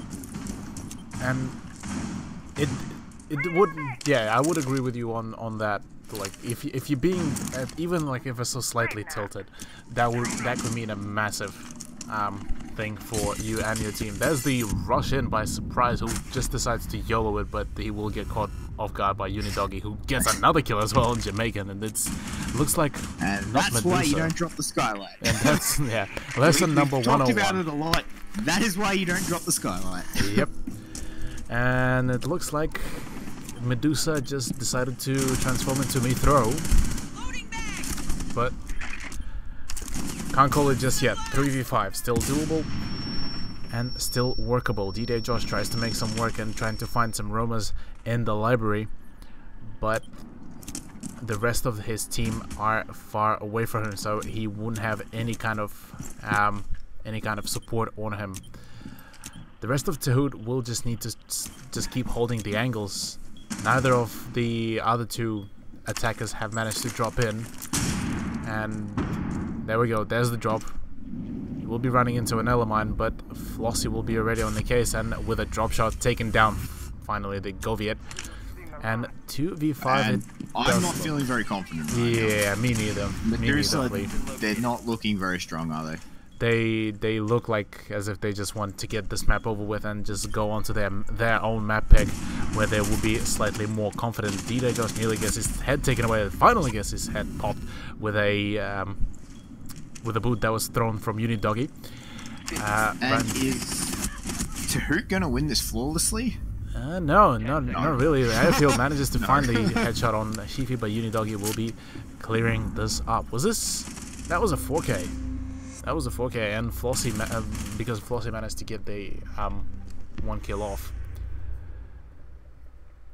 Yeah, and that is going to be map number 1, Cafe, going 5-3 to Tahoot. Tahoot should be feeling very, very strong about that. Particularly that last round was so strong by them. They only lost a single person, and that was a more consolation kill at the very end. So, yeah. I really feel like Tahoot are going to be very, very happy with themselves going into the second map. But we have to remember that was Tahoot's pick when the next map, which I believe is Chalet. Yeah. Yep. So Chalet is Medusa's pick. So theoretically, Medusa should be stronger. Should be stronger on that map, which means that they could roll Tahoot on it, or it could be looking at like an overtime 6-4 split or something like that. It could be that. It could be that, definitely. But at the very same time, this could be the repetition of the previous matchup, where on their own pick, Medusa could just get absolutely rolled by the opposing team. And what's interesting is the fact that, yeah, Tahoot managed to outperform Medusa, who were considered to be a rather more stronger powerful team coming into this. A stronger team coming into this, yeah. Let's discuss about that, because Tahoot traditionally they haven't participated in any pro leagues because their teammates have been too young up until, very, very recently. Yeah. So, Tahoot have been primarily, CG and the Go4s, which are CGs and Go4s are both open to, 15 pluses. Yeah. So, Tahoot have just not been able to participate in any ESL sanctioned events outside of the Go4s. So it makes it really, really hard to judge how Tahoot go against the better teams, because all the pro league teams don't play the Go4s. They don't play the CG ladder or the CG cups because they'd rather use that time to scrim. They would play it, but usually just for the lols. To be honest, like you would see occasional. Yeah, like we saw. Yeah, Mind Freak just sort of do silly things and end up losing to Downfall and starting the meme that Downfall's the best team in Australia. But it comes back to it's very hard to judge a team like Tahoot when you don't see them play against the best teams regularly. They are a very, very good team, and individually they're very, very strong. Unit Doggy, Sheafy, and Fisho Guy are all fantastic players. Same with Exhibit and Flossie. So they're not a bad team. So it comes down to the fact that this is the first time that I think we've seen Tahoot participate in a pro league level tournament like this. So I'm very, very interested to see how they're going to stack up in this round robin event. Yeah. And me too. so far they had a really good day one. Mm-hmm. Yesterday. I think they picked up the win yesterday, I believe. Yeah, I think so. Yeah, I can't remember who they're versus, but I believe they picked up the win yesterday. And then, picking it up for... If they can pick up a win today as well, start the whole tournament off on a 2-0, that's going to feel good. Yeah, that's definitely going to feel good for them. And I believe we will be moving on in a very small bit to our second map, Chalet, where Tahoot will be starting out with a defense. Now, defense, I would imagine from both Medusa and Tahoot, they will probably be going initially Snowmobile Garage, Wine Cellar, Kitchen Trophy. Like, we won't be seeing any experimental stuff like we've seen from Darksided, where they picked Bar and Gaming for the first. No, both of these teams are very meta teams. Yeah, and there we go. They will stick to the developed meta. They don't like experimenting, or they don't feel comfortable experimenting enough. Yeah. And we're going to be seeing the Wine Cellar Snowmobile Garage first. Again, the Kitchen Trophy and Wine Cellar Snowmobile, those two bomb sites are switched about 50-50, and it's really just personal preference depending on where you want to go first. I preference the basement first. I know a lot of people preference Kitchen Trophy first, so it really just comes down to your own personal preferences here, and it seems like Tahoot on this defense will be preferencing the basement first. What is interesting to me as well is that Tahoot managed to also switch up the roles between their players. You do see Unidog now playing on mute rather than Flossie, who was pretty much just destroying the attackers with his mute holds. And I'm quite curious if their ability to switch the operators between the players would be able to work out better for them, like even better. In our last series, it worked out well for DOS. DOS played, I do believe DOS played 6 unique operators. Was it 6? Like, just on, on one side. So 12 unique operators out of, like, the 32. He changed a lot. So, there was... I'm pretty sure that, if it works out for... not Darksided, Zero Gaming. I'm sure a team like Tahoot or Medusa will be able to make it work. Yeah, that is true as well. We're seeing so far a rather more active roaming from very active roaming here, and you know, Josh just doesn't care. He's going to charge straight in as the first kill does drop as well. Fisher guy manages to take out that. And nearly runs into Ash as well, but manages to get out with just about maybe 30 health. Whereas Chiefy is actually already around and happy and ready to help. D-Day Josh again nearly just gets the drop on Fisher guy. Gets the headshot on him. Meanwhile, Goviet actually picks up the kill on Unidoggy as well. That's minus mute as well. The rest of last Team pixel there for Josh to pick up that kill. Very nicely played, and Chiefy actually manages to trade out D-Day Josh as well for his aggressiveness on his way down to the Ash play. Oh yeah, the Shift W is always amazing to watch. Yeah, he's got that shift key taped down. Either way, we will be seeing more of a now methodical push from Medusa after losing two of their players to what was quite an aggressive roaming. Exhibit, meanwhile, gets tagged out by that buck shotgun from above, and those mirror windows are about to get popped. Exhibit unfortunately drops, making it a 2v3 now situation, which is quite unfortunate, but nonetheless, Sheefy and Flossie, two actually fairly good fraggers left out, so nothing's still lost. There's still plenty of room to move around. Sheefy is going to get slowly pushed from both the blue tunnel, but will be finished off by Goviet from above. Yeah. You know, now down to a 1v3, I really thought they had a chance when it was 3v3, but it looks like, you know, Medusa are just hungry for this victory. They are not going to let, you know, they're not going to let Tahoot run away with another map. They can't afford to. Yeah, they can't afford. Oh, Velocity is absolutely blinded as well. Now with 2 seconds, the plant will be happening. Velocity still with 100 health. Will be now going into a game of peaks. Can he outpeak 3 members of Medusa, or will he fall to the firefight? He manages to actually get the headshot on Jamaican, but will get straight away traded out by Airfield 5. And that is the first round actually of this map, going to Medusa. Yeah, and the Constellation kill there, it doesn't, you know, and we don't need to rehost either, as Exhibit has just joined us back, so that's always a good thing. And, you know, what's an APAC Cup without a couple of rehosts? Yep, that is true. Although you need to remember also the Brazil LAN. That was its own. That was its own crown. That was its own jewel.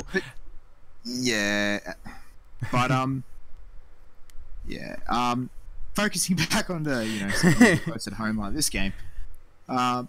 Kitchen trophy coming out of Medusa, so Tahoot favouring that bottom site, Medusa obviously favouring that middle floor site. So as I said, it's, you know, personal preference between whether you go downstairs or up here. I think they're both extremely viable sites, and they're both just as good as each other. Definitely. And what's interesting to me is I feel like Unidog is going to be the DOS 2.0 for this matchup, as we are seeing him shift over to Dokubi this time for his attack, whereas before he was playing on mute, so maybe he will be trying out a much larger variety of operators for this one. Yeah, and I'm really excited to see what this Dokubi can do, and more importantly, how's it going to interact with Jamaicans at Valcans as well. Oh yeah, I think because, you know, this is the first Dokubi we've seen in this series, so I don't know whether or not they're going to be expecting it. Maybe this is map or even site dependent, based off Tahoot's attacks. But you know, I'm very interested to see how well she does, and how much the cameras are going to impact it if she does manage to hack into them. And that's going to be a very big if, because as far as I can see, there is no roamers upstairs, so the whole top floor will be actually given full control of to Tahoot. Whereas but there is 2 roamers in the basement. Yeah, 2 roamers in the basement. That's right. So potentially, Bandit could get a drop on Sheefy, which could mean big. but Shifi doesn't seem to be just waiting for that long. Jamaican. What was Jamaican doing? Oh no, wait, that's Unidoggy pre-firing from the very top. Yeah, he's in the Serenity angle right Shifi. now, and here we go. This is what Bucks do. And actually, he didn't open the floor right where he's looking. Yeah. And I think that's that's Ella. So, but through the floor, Shifi's going to get tagged very, very heavy, but no kill comes of it just yet. Shifi actually, I don't think he actually noticed because he did open right below Ella, but he didn't go for the kill, and that's where he would pay with his life. Airfield gets the better of him. Yeah. Meanwhile, Surprise and I believe D-Day Josh will be slowly moving back, or actually over to the objective with so far a 5v3, and Medusa's showing quite some confident play both on attack and defense. Yeah, Medusa seem to be much more comfortable on Chalet than what they did on Cafe. But that being said, they've got two very, very low members, so they can be traded out extremely quickly if they misstep, and that could make it a 3 versus 3. Yes. There's the logic bomb also coming out from Unidoggy. Let's see if that will be able to work out any way for him. Ooh, Official Guy actually picks up a headshot on Airfield, but Flossie will get traded out by D-Day Josh. There's the plant attempt by Jamaican. I mean, by Official, who will get taken down by Jamaican. Unidog actually picks up a double kill by Go Vietnam and on Go Vietnam and Jamaican. Official Guy secures another Claymore kill on D-Day Josh, and there's the clutch. Holy moly, Unidoggy comes up huge there. The 3K that clutch came in massive.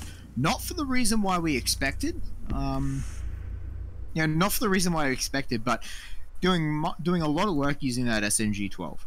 Oh yeah, definitely, and it did perform, like he did perform really well. That and that Claymore also saved him because that pretty much covered one of his flanks. So that was was very nice. He got a lot of info off that Claymore, knowing that they weren't on site and they were going for a flank. So he enabled them to, not have to worry about his flank, which is always a good thing. Yeah, but to be honest, initially it wasn't looking that well.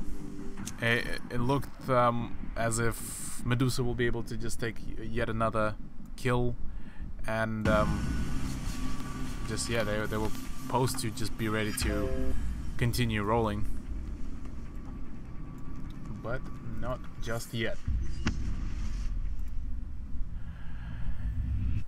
Anyway, I think we might be going on a bit of a music break once again as we are fixing the rehost, and we will be back with you in a moment, ladies and gentlemen.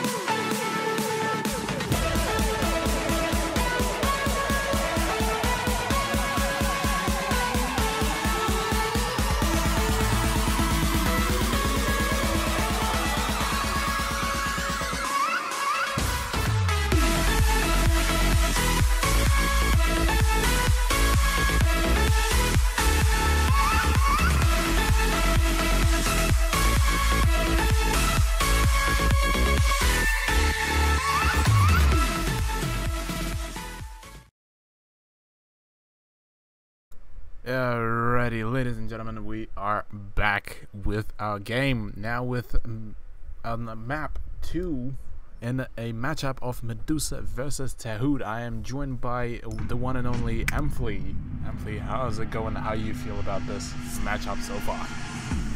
This matchup has been really, really good so far. We had a pretty close map number 1, coming off 5-3. Despite the fact the last round was an absolute rollover by Tahood. Tahood currently up 1-0, but they're currently down, what, 2-1, I believe, at the moment? We are currently on a draw of 1-1 since Unidoggy clutched up last round with a 3K. That was a... That's right, he did too. That was spectacular with the SMG-12. He came up massive at the end there. Yep, so 1-1 at the moment. Really, really well done.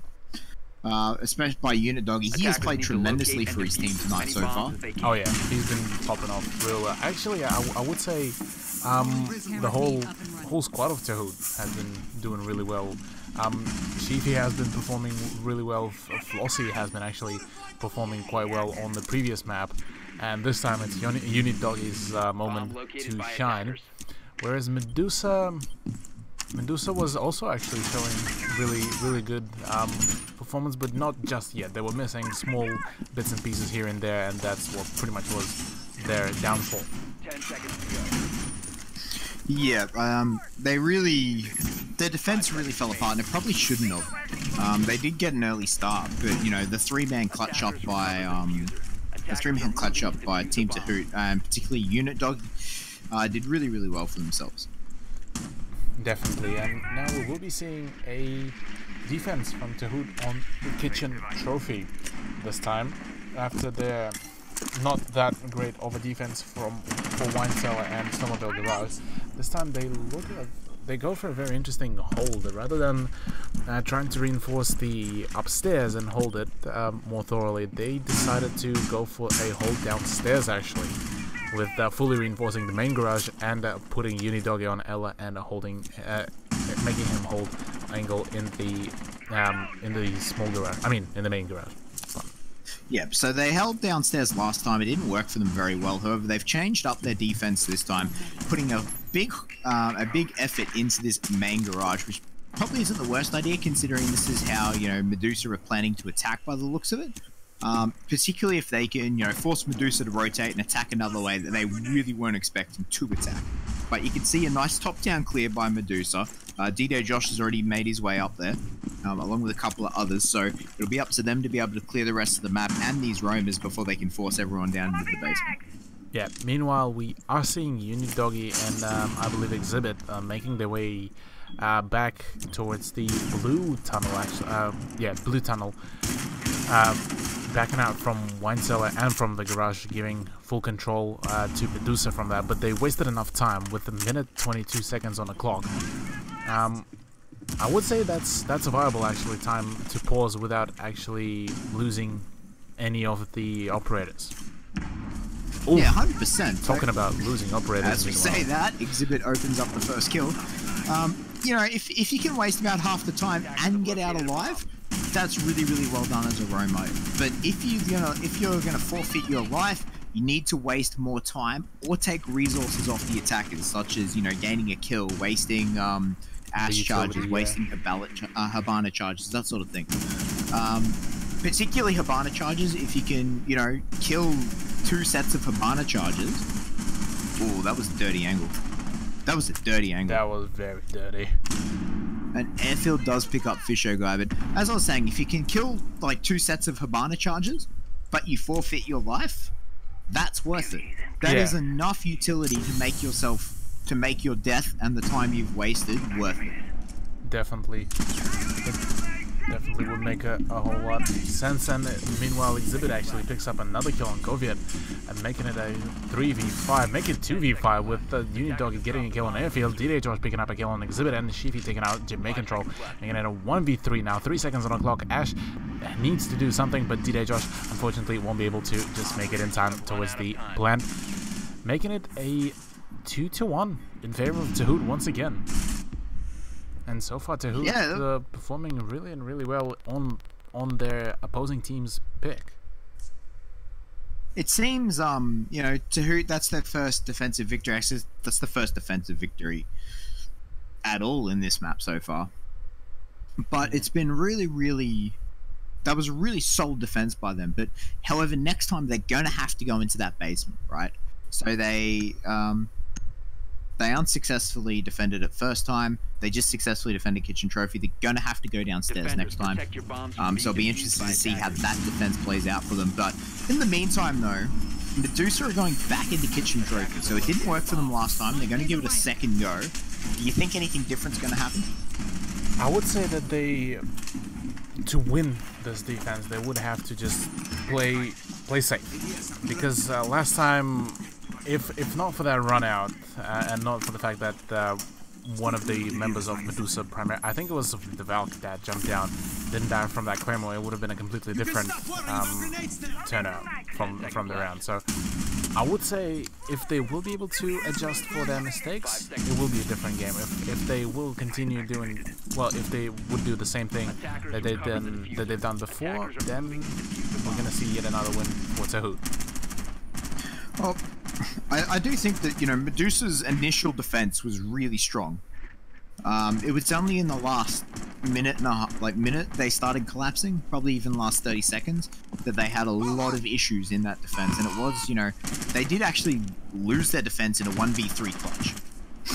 So, well, we are seeing Exhibit having a bit of trouble. Never mind, there goes Exhibit. Yep. 8,000 ping will do that to you, though. Yeah, and unfortunately, that's one of their hard breaches for Tahoot. That's so pretty much all their hatches are now. Well, that was all their hard breach. That was their only hard breach. Yeah. They're not running a thermite, only the Habana, and she's gone. They were running a thermite. Oh, sorry. Yeah. Now the thermite's gone. They weren't running a Habana. Sorry. So it's interesting. You know, it'd be interesting to see exactly how Tahoot are planning on attacking this. I've got this Jackal though, which will do wonders for their roamers. Oh yeah, welcome back to Exhibit, and yeah, I'm quite curious to see whether Unidoggy will be able to fully utilize Jackal to be able to flush out the roamers. But talking about roamers, we are seeing one coming up just towards the library stairs, and Fisher guy gets the kill on Airfield 5, while Jeff has been finally banned on Battle Life.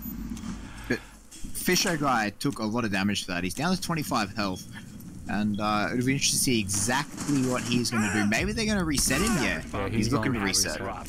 Unidoggy picks up another one. Yeah. D-Day Josh is going to lose his head. And exactly how are they planning on attacking this? No one's yet to go pick him up. There we go. Flossie's finally going to get him. Yep. Meanwhile, Jamaican is just about to get pressured by Shifi from below and from what I believe either Fisher. Yep, there's the kill on Jamaican as Fisher finds his body once again. Now it's all up to two members of Medusa, being Surprise, MF, and Go Vietnam, playing on Jaeger and Elysian. And I believe Go Vietnam is actually offside at the moment, which only leaves poor Surprise. Yep. Fisher tries to actually push up towards, Go Vietnam tries to push up towards Fisher, but there we go. There's another kill on Unidoggy. Apparently they don't even need Exhibit to win. They don't even need Exhibit. They don't even need Thermite. Who needs the hard breacher? Just walk your way in, it's alright. Yeah. Not a big issue. That's really a poor round by Medusa there. That was an extremely poor round by Medusa there. Yeah, that didn't look good. Maybe they got extra cocky? I wouldn't know, but 3-1 Flea. That should start ringing a couple of really frightening bells for Medusa, because if they keep at it, it really should. And this is the point in the game where if you're Medusa, you start to become a little bit worried. And Josh in particular, I know out of experience because I used to play with him, Josh is quite an emotional player. If he gets on it down, it will be a big down, and he will donut the whole game, and he will be pretty angry about things. Not at his team for losing or anything like that, but about himself, because he expects more from himself. So I think if the rest of Medusa is feeling like that, then Medusa's in a lot of trouble because their headspace will be wrecked right now, and you cannot be playing in that circumstance. So I really hope that Medusa is keeping quite a cool, calm head in this. They're focusing on how to win. They're focusing on what they're going to do to win, and they're focusing on each individual round and in the moments. Not worried about what's happened in the past, and not worried about what's going to happen in the future. Just focus on how to get that win. Yeah, that would definitely be the way for them to go. But let's see if they will be able to keep their heads cool, or will they continue dipping out and falling to their demise. But nonetheless, Ying, Ash, Capitao, Hibana, and Buck should be interesting. If I feel that Tahood will be able to win that on a condition that they will be able to take out that Buck, because Buck from above near fireplace will be a whole lot of problems for them, as that verticality is pretty much the bane for both teams. Yeah, I'm actually having a look at these lineups. I'm a little bit miffed because we knew they were going basement, right? Yeah. We knew that Tahoot was going basement. I'm a little bit miffed that they didn't bring a thermite, because opening up that trench wall onto the cellar stockroom, and opening up that front garage, I don't even think using that front garage is worth it. I just think opening it's good to apply pressure to the other team and give them something else to worry about at this point. Use those two on your thermites. Your Habana gets the 3 hatches, and it cuts the rotation so much, because then your Buck can start opening the floors. All you have to do is watch 2 stairwells, or 3 stairwells realistically, and you can start pinching people as they rotate around. You start picking up these kills, and that's how you really crack open this basement attack, right? Yeah. So not having that thermite, which is a key component to start applying pressure on these crossfires, is a little bit odd to me. They're really putting all their eggs into this vertical basket of Buck. It feels to me though that there might be a push through the drop in the bar hatch, and just the roll in with the smoke arrows and the smoke grenades and Ying charges. Oh, nicely done by Goliath as he picks up the kill on Fisher guy, but Unidoggy will be trading out airfield straight away, making it a 4v4. And Flossie managing to get out just at the right time. I don't know how he got out alive just then. Yeah. I don't know how Josh let him get out alive just then. However, he did. Lucky for him. Josh is probably feeling not very good about that, though. Yeah, he will be trying to find an angle from above. He doesn't even bother to take out those bandit charges. There's no point. Yeah. There's no point. It would just be a waste at this point. You don't have to, so... just going to try and focus on picking up those kills. 15 seconds, though. This is going to be explosive. D-Day Josh actually gets the kill on Unidog. Exhibit picks up a headshot on Jamaican. Surprise gets the fire kill on Flossie, and D-Day Josh gets another kill on Exhibit. Shifi manages to find D-Day Josh all up to Shifi to clutch this up 2v1 situation, but Go Vietnam will be finishing him off with a swift headshot from his C8 rifle. Oof. And just like that, Medusa deciding to... that was a really good attack by Medusa. Although, that being said, they had just as good attack in the first round. So that's two defensive losses to Tahoot on that basement. So let me rephrase that. Medusa's only victories have been attacking that basement defense. So if I was Tahoot right now, 3-1 up, I would be avoiding this bomb site as much as possible. I would agree with you on that, but at the same time, I do feel that maybe those 2 bomb sites are the only ones that they've actually developed. Maybe holding the bar gaming wouldn't have been as confident for them as possible as was bar and gaming. Because bar and gaming, like every time, it still comes down to like 1v1, 1v2. And maybe that's the reason why Tahoot keeps on doing that. But if they keep up their defense for Kitchen and Trophy, I would say confidently that they might take this map as well and just make it another 2-0.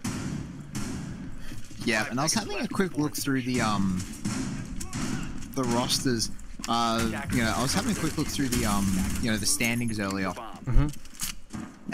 This is part of a group 2, I believe. Yeah, these guys are both in group 1. Sorry, group A.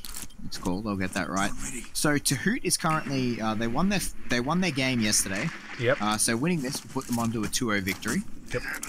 And interestingly enough, Medusa also won their game last week.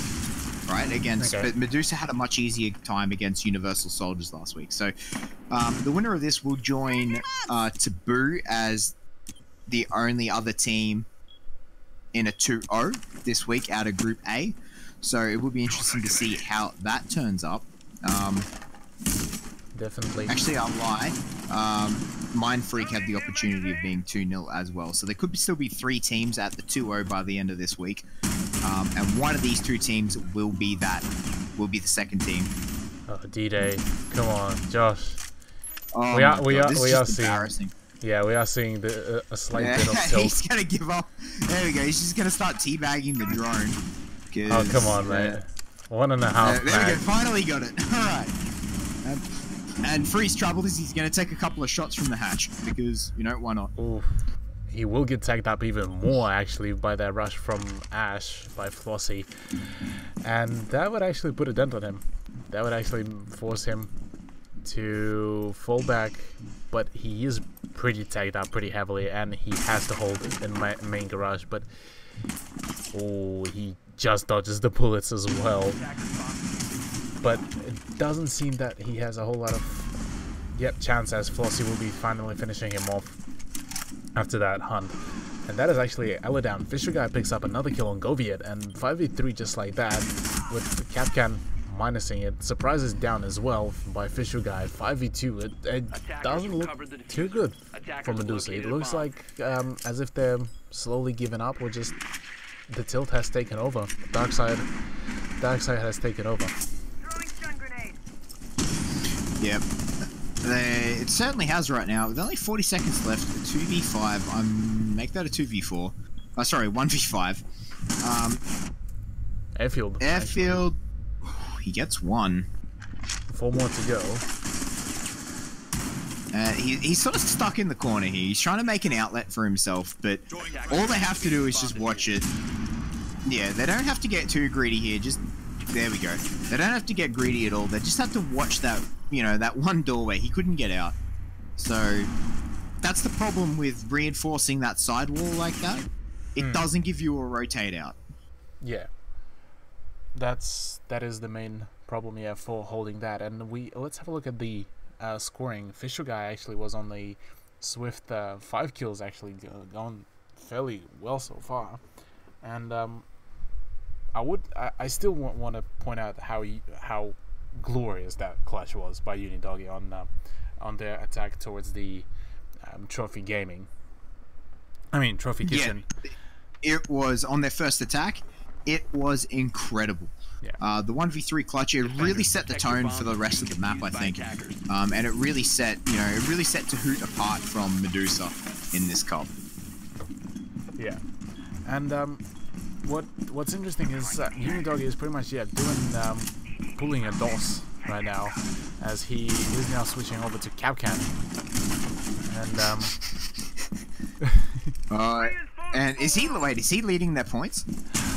I am not too sure. If he is, we could get the Capcan Elite skin. I know. I don't think he is running the Elite skin though. That would be a shame if he's not. Yeah. Sub me in, coach. As I actually really like the Capcan Elite skin. The animation, a lot of people tell me, I find that when I tell people that, it seems to be a more outlier of an opinion, but I really like the Capcan win animation for the Elite skin, so it'd be good if we could see it. We did also get a quick peek at the scoreboard once again, and Unidoggy is currently on the 2nd place on the scoreboard, actually. Because the rehost happened after his big 1v3. Yeah. Unfortunately, the points don't update based off that. Unless... As this is an online tournament, so it isn't on LAN. LAN build, you can pause it and, you know, keep the score lines up. Yeah. Nonetheless, Exhibit actually and Unidog will be roaming again downstairs. This seems to be working out really, really well for Tahoot, holding downstairs rather than upstairs, and just going for that really kind of aggressive flanking roaming. There we go. That's the first, I believe, a grenade that was actually. Yep, that was the grenade that was consumed by that ADS. Unidog is just waiting for the right moment to push in. But yeah, so far Tahoot just needs one more round, one more win to just advance 2-0. And oof, there goes Exhibit. There goes actually Jaeger, one of the more aggressive operators. Yeah, and you know that's a really good start for Medusa right now, and that's what they need to try and get themselves back into it. It's just that one kill. It can start snowballing where you start feeling confident about yourself. Oh, and wow. Nah, that's Unidoggy coming up huge, picks himself up the double, and as they just weren't paying attention. Oh wow! And how did they he not gets out see it? Life as well, because why not? How did they not see it? Just, yeah, Medusa just really losing the fundamentals here. It looks like, you know, not covering off their flanks, not covering off their sides, not covering each other off. It's just they're losing their fundamentals here. And I think that's really the big difference, that they're sort of falling apart. Meanwhile, Airfield actually picks up a kill on Flossie as well, and D-Day drops in to get Fisher guys, just saying that they're not over yet, they're not done yet. Shifi is actually the last person left on the side, with Unidog is still roaming an attempt to find the kills. Actually, Airfield finds the kill on... Unidog finds the kill on Airfield, but the surprise... Unidog will be walking into that Claymore, and Shifi now making it a 1v2 situation. Manages to clutch up! Holy moly, Shifi with a double kill. Great play by They managed to secure that round. He got the No, that was he managed to get the that was a kill on Shifi by Tahoot. Tahoot won. Yeah, I know. That was really good clutch there. I didn't think they were going to get it. Yeah, very, very nicely played, and that is, ladies and gentlemen, Tahoot winning this 2-0 this matchup 2-0. What a play! Honestly, unexpected. What was that? 5-2? Yes, that was 5-2. Yeah. So, you know, so we saw a 5-3 and a 5-2 by 5-3, 5-2. Not the greatest scorelines for Medusa. The rounds were closer than what the scoreline shows, I think. Medusa definitely are going to be unhappy with that, losing to Tahoot. However, Tahoot, they do join Taboo as the only 2-0 teams in Group A. Potentially could be joined by Mind Freak as well, though. Yeah. And that... I can't express how just swiftly Tahoot played, but at the same time they were able to catch Medusa off guard, off very simple points. Like that last 2K from Unidoggy was not supposed to happen if they actually had more people watching, or even Ying. Like Ying was nearly staring right at Capcan, and they didn't see him. Yeah, that was really unfortunate. That was unfortunate. Actually, I can't even call that unfortunate. That was just poor play, right? I can't even call that unfortunate. True. That was really poor play by Medusa to allow Unidoggy to walk up like that. He was watching them for a solid 5 seconds before he even shot. Like there's no excuse that he should be able to sit there for that long, undetected, right? I think that was really poor play by Medusa, and I think that sort of summed up Medusa's feelings towards the end of Chalet. They didn't have an awful lot going for them this way, and every time they tried to do something, it got shut down. Like, you know, D-Day Josh trying to play aggressive, doing runouts, jumping out windows, and trying to do spawn peaks and whatever else, and he kept getting shut down time and time again on Cafe. So by the time they've come into Chalet, they've changed how they're playing. Right, so now they're playing uber passive, but Tahoot can get the advantage on top of that as well. The passive play doesn't work against Tahoot, so Yeah. It's really odd to see that just go so unfortunate for them. Yeah, it was. Yeah, you would call it unfortunate, like, because Medusa showed pretty good performance on Cafe. It wasn't enough, I guess. They were just basic mistakes, and then I guess the tilt just took over, and that's all she wrote for them, pretty much. Yeah. So guys, having a quick look over our overall rankings, as that actually was that was our second last game for the night. Mindfreak versus Verdict is still going on. So, not knowing the outcome of that, having a look over the rest of it, Group A standings stand like this. Taboo, the only team in Group A to be 2-0. They are out in front in Group A. ViewSonic Darkside, Prime Tactics, Equinox, Downfall, Control, Esports, and Zero Gaming all have gone 1-for-1, all tied up at the moment at 3 points each. RPM Esports at the bottom of that table, 0-for-2. They're the bottom team of Group A. On Group B siding at the moment, we have Scythe Gaming and Tahoot currently on 2-0s right now. I'm expecting Mindfreak to join them as well into that 2-0 group. I think that's a fairly reasonable assumption. If Verdict do win that, will be considered quite an upset. Oh yeah. So going down from that, Athletico will be on a 1-for-1 as well as Medusa, and on a 0-for-2, Australian Universal Soldiers, Fat and Juicy Lemon Squeezy, and potentially Verdict as well. Right, making an assumption. Again, that's an assumption. I don't know the scoreline off that map right now. So, yep. We're seeing a very, very balanced Group A and a very imbalanced Group B. I'd be very interested to see Team Tahoot take on Scythe Gaming. Oh, yeah. Who was Scythe Gaming until... that was ex-Anixian roster. Anixian, that was it. They got picked up by Scythe Gaming yesterday. Unfortunately, we couldn't change their org name because they told us 5 minutes after the cup started. So there was no way we were going to be able to change it for them. So next week, they'll be known as Scythe Gaming. And, sitting 2-0 along with Tahoot and Mindfreak in their own standings. I'm expecting a very good game between Scythe and Tahoot, actually. Yeah. Well, that will be the wrapping up of today's Playday.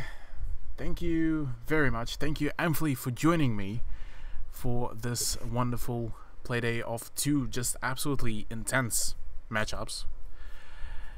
And join us on the next Wednesday, where we'll be seeing the continuation of ANZ Cup. My name is the Russian Cthulhu, and we'll see you in the next one. See you guys.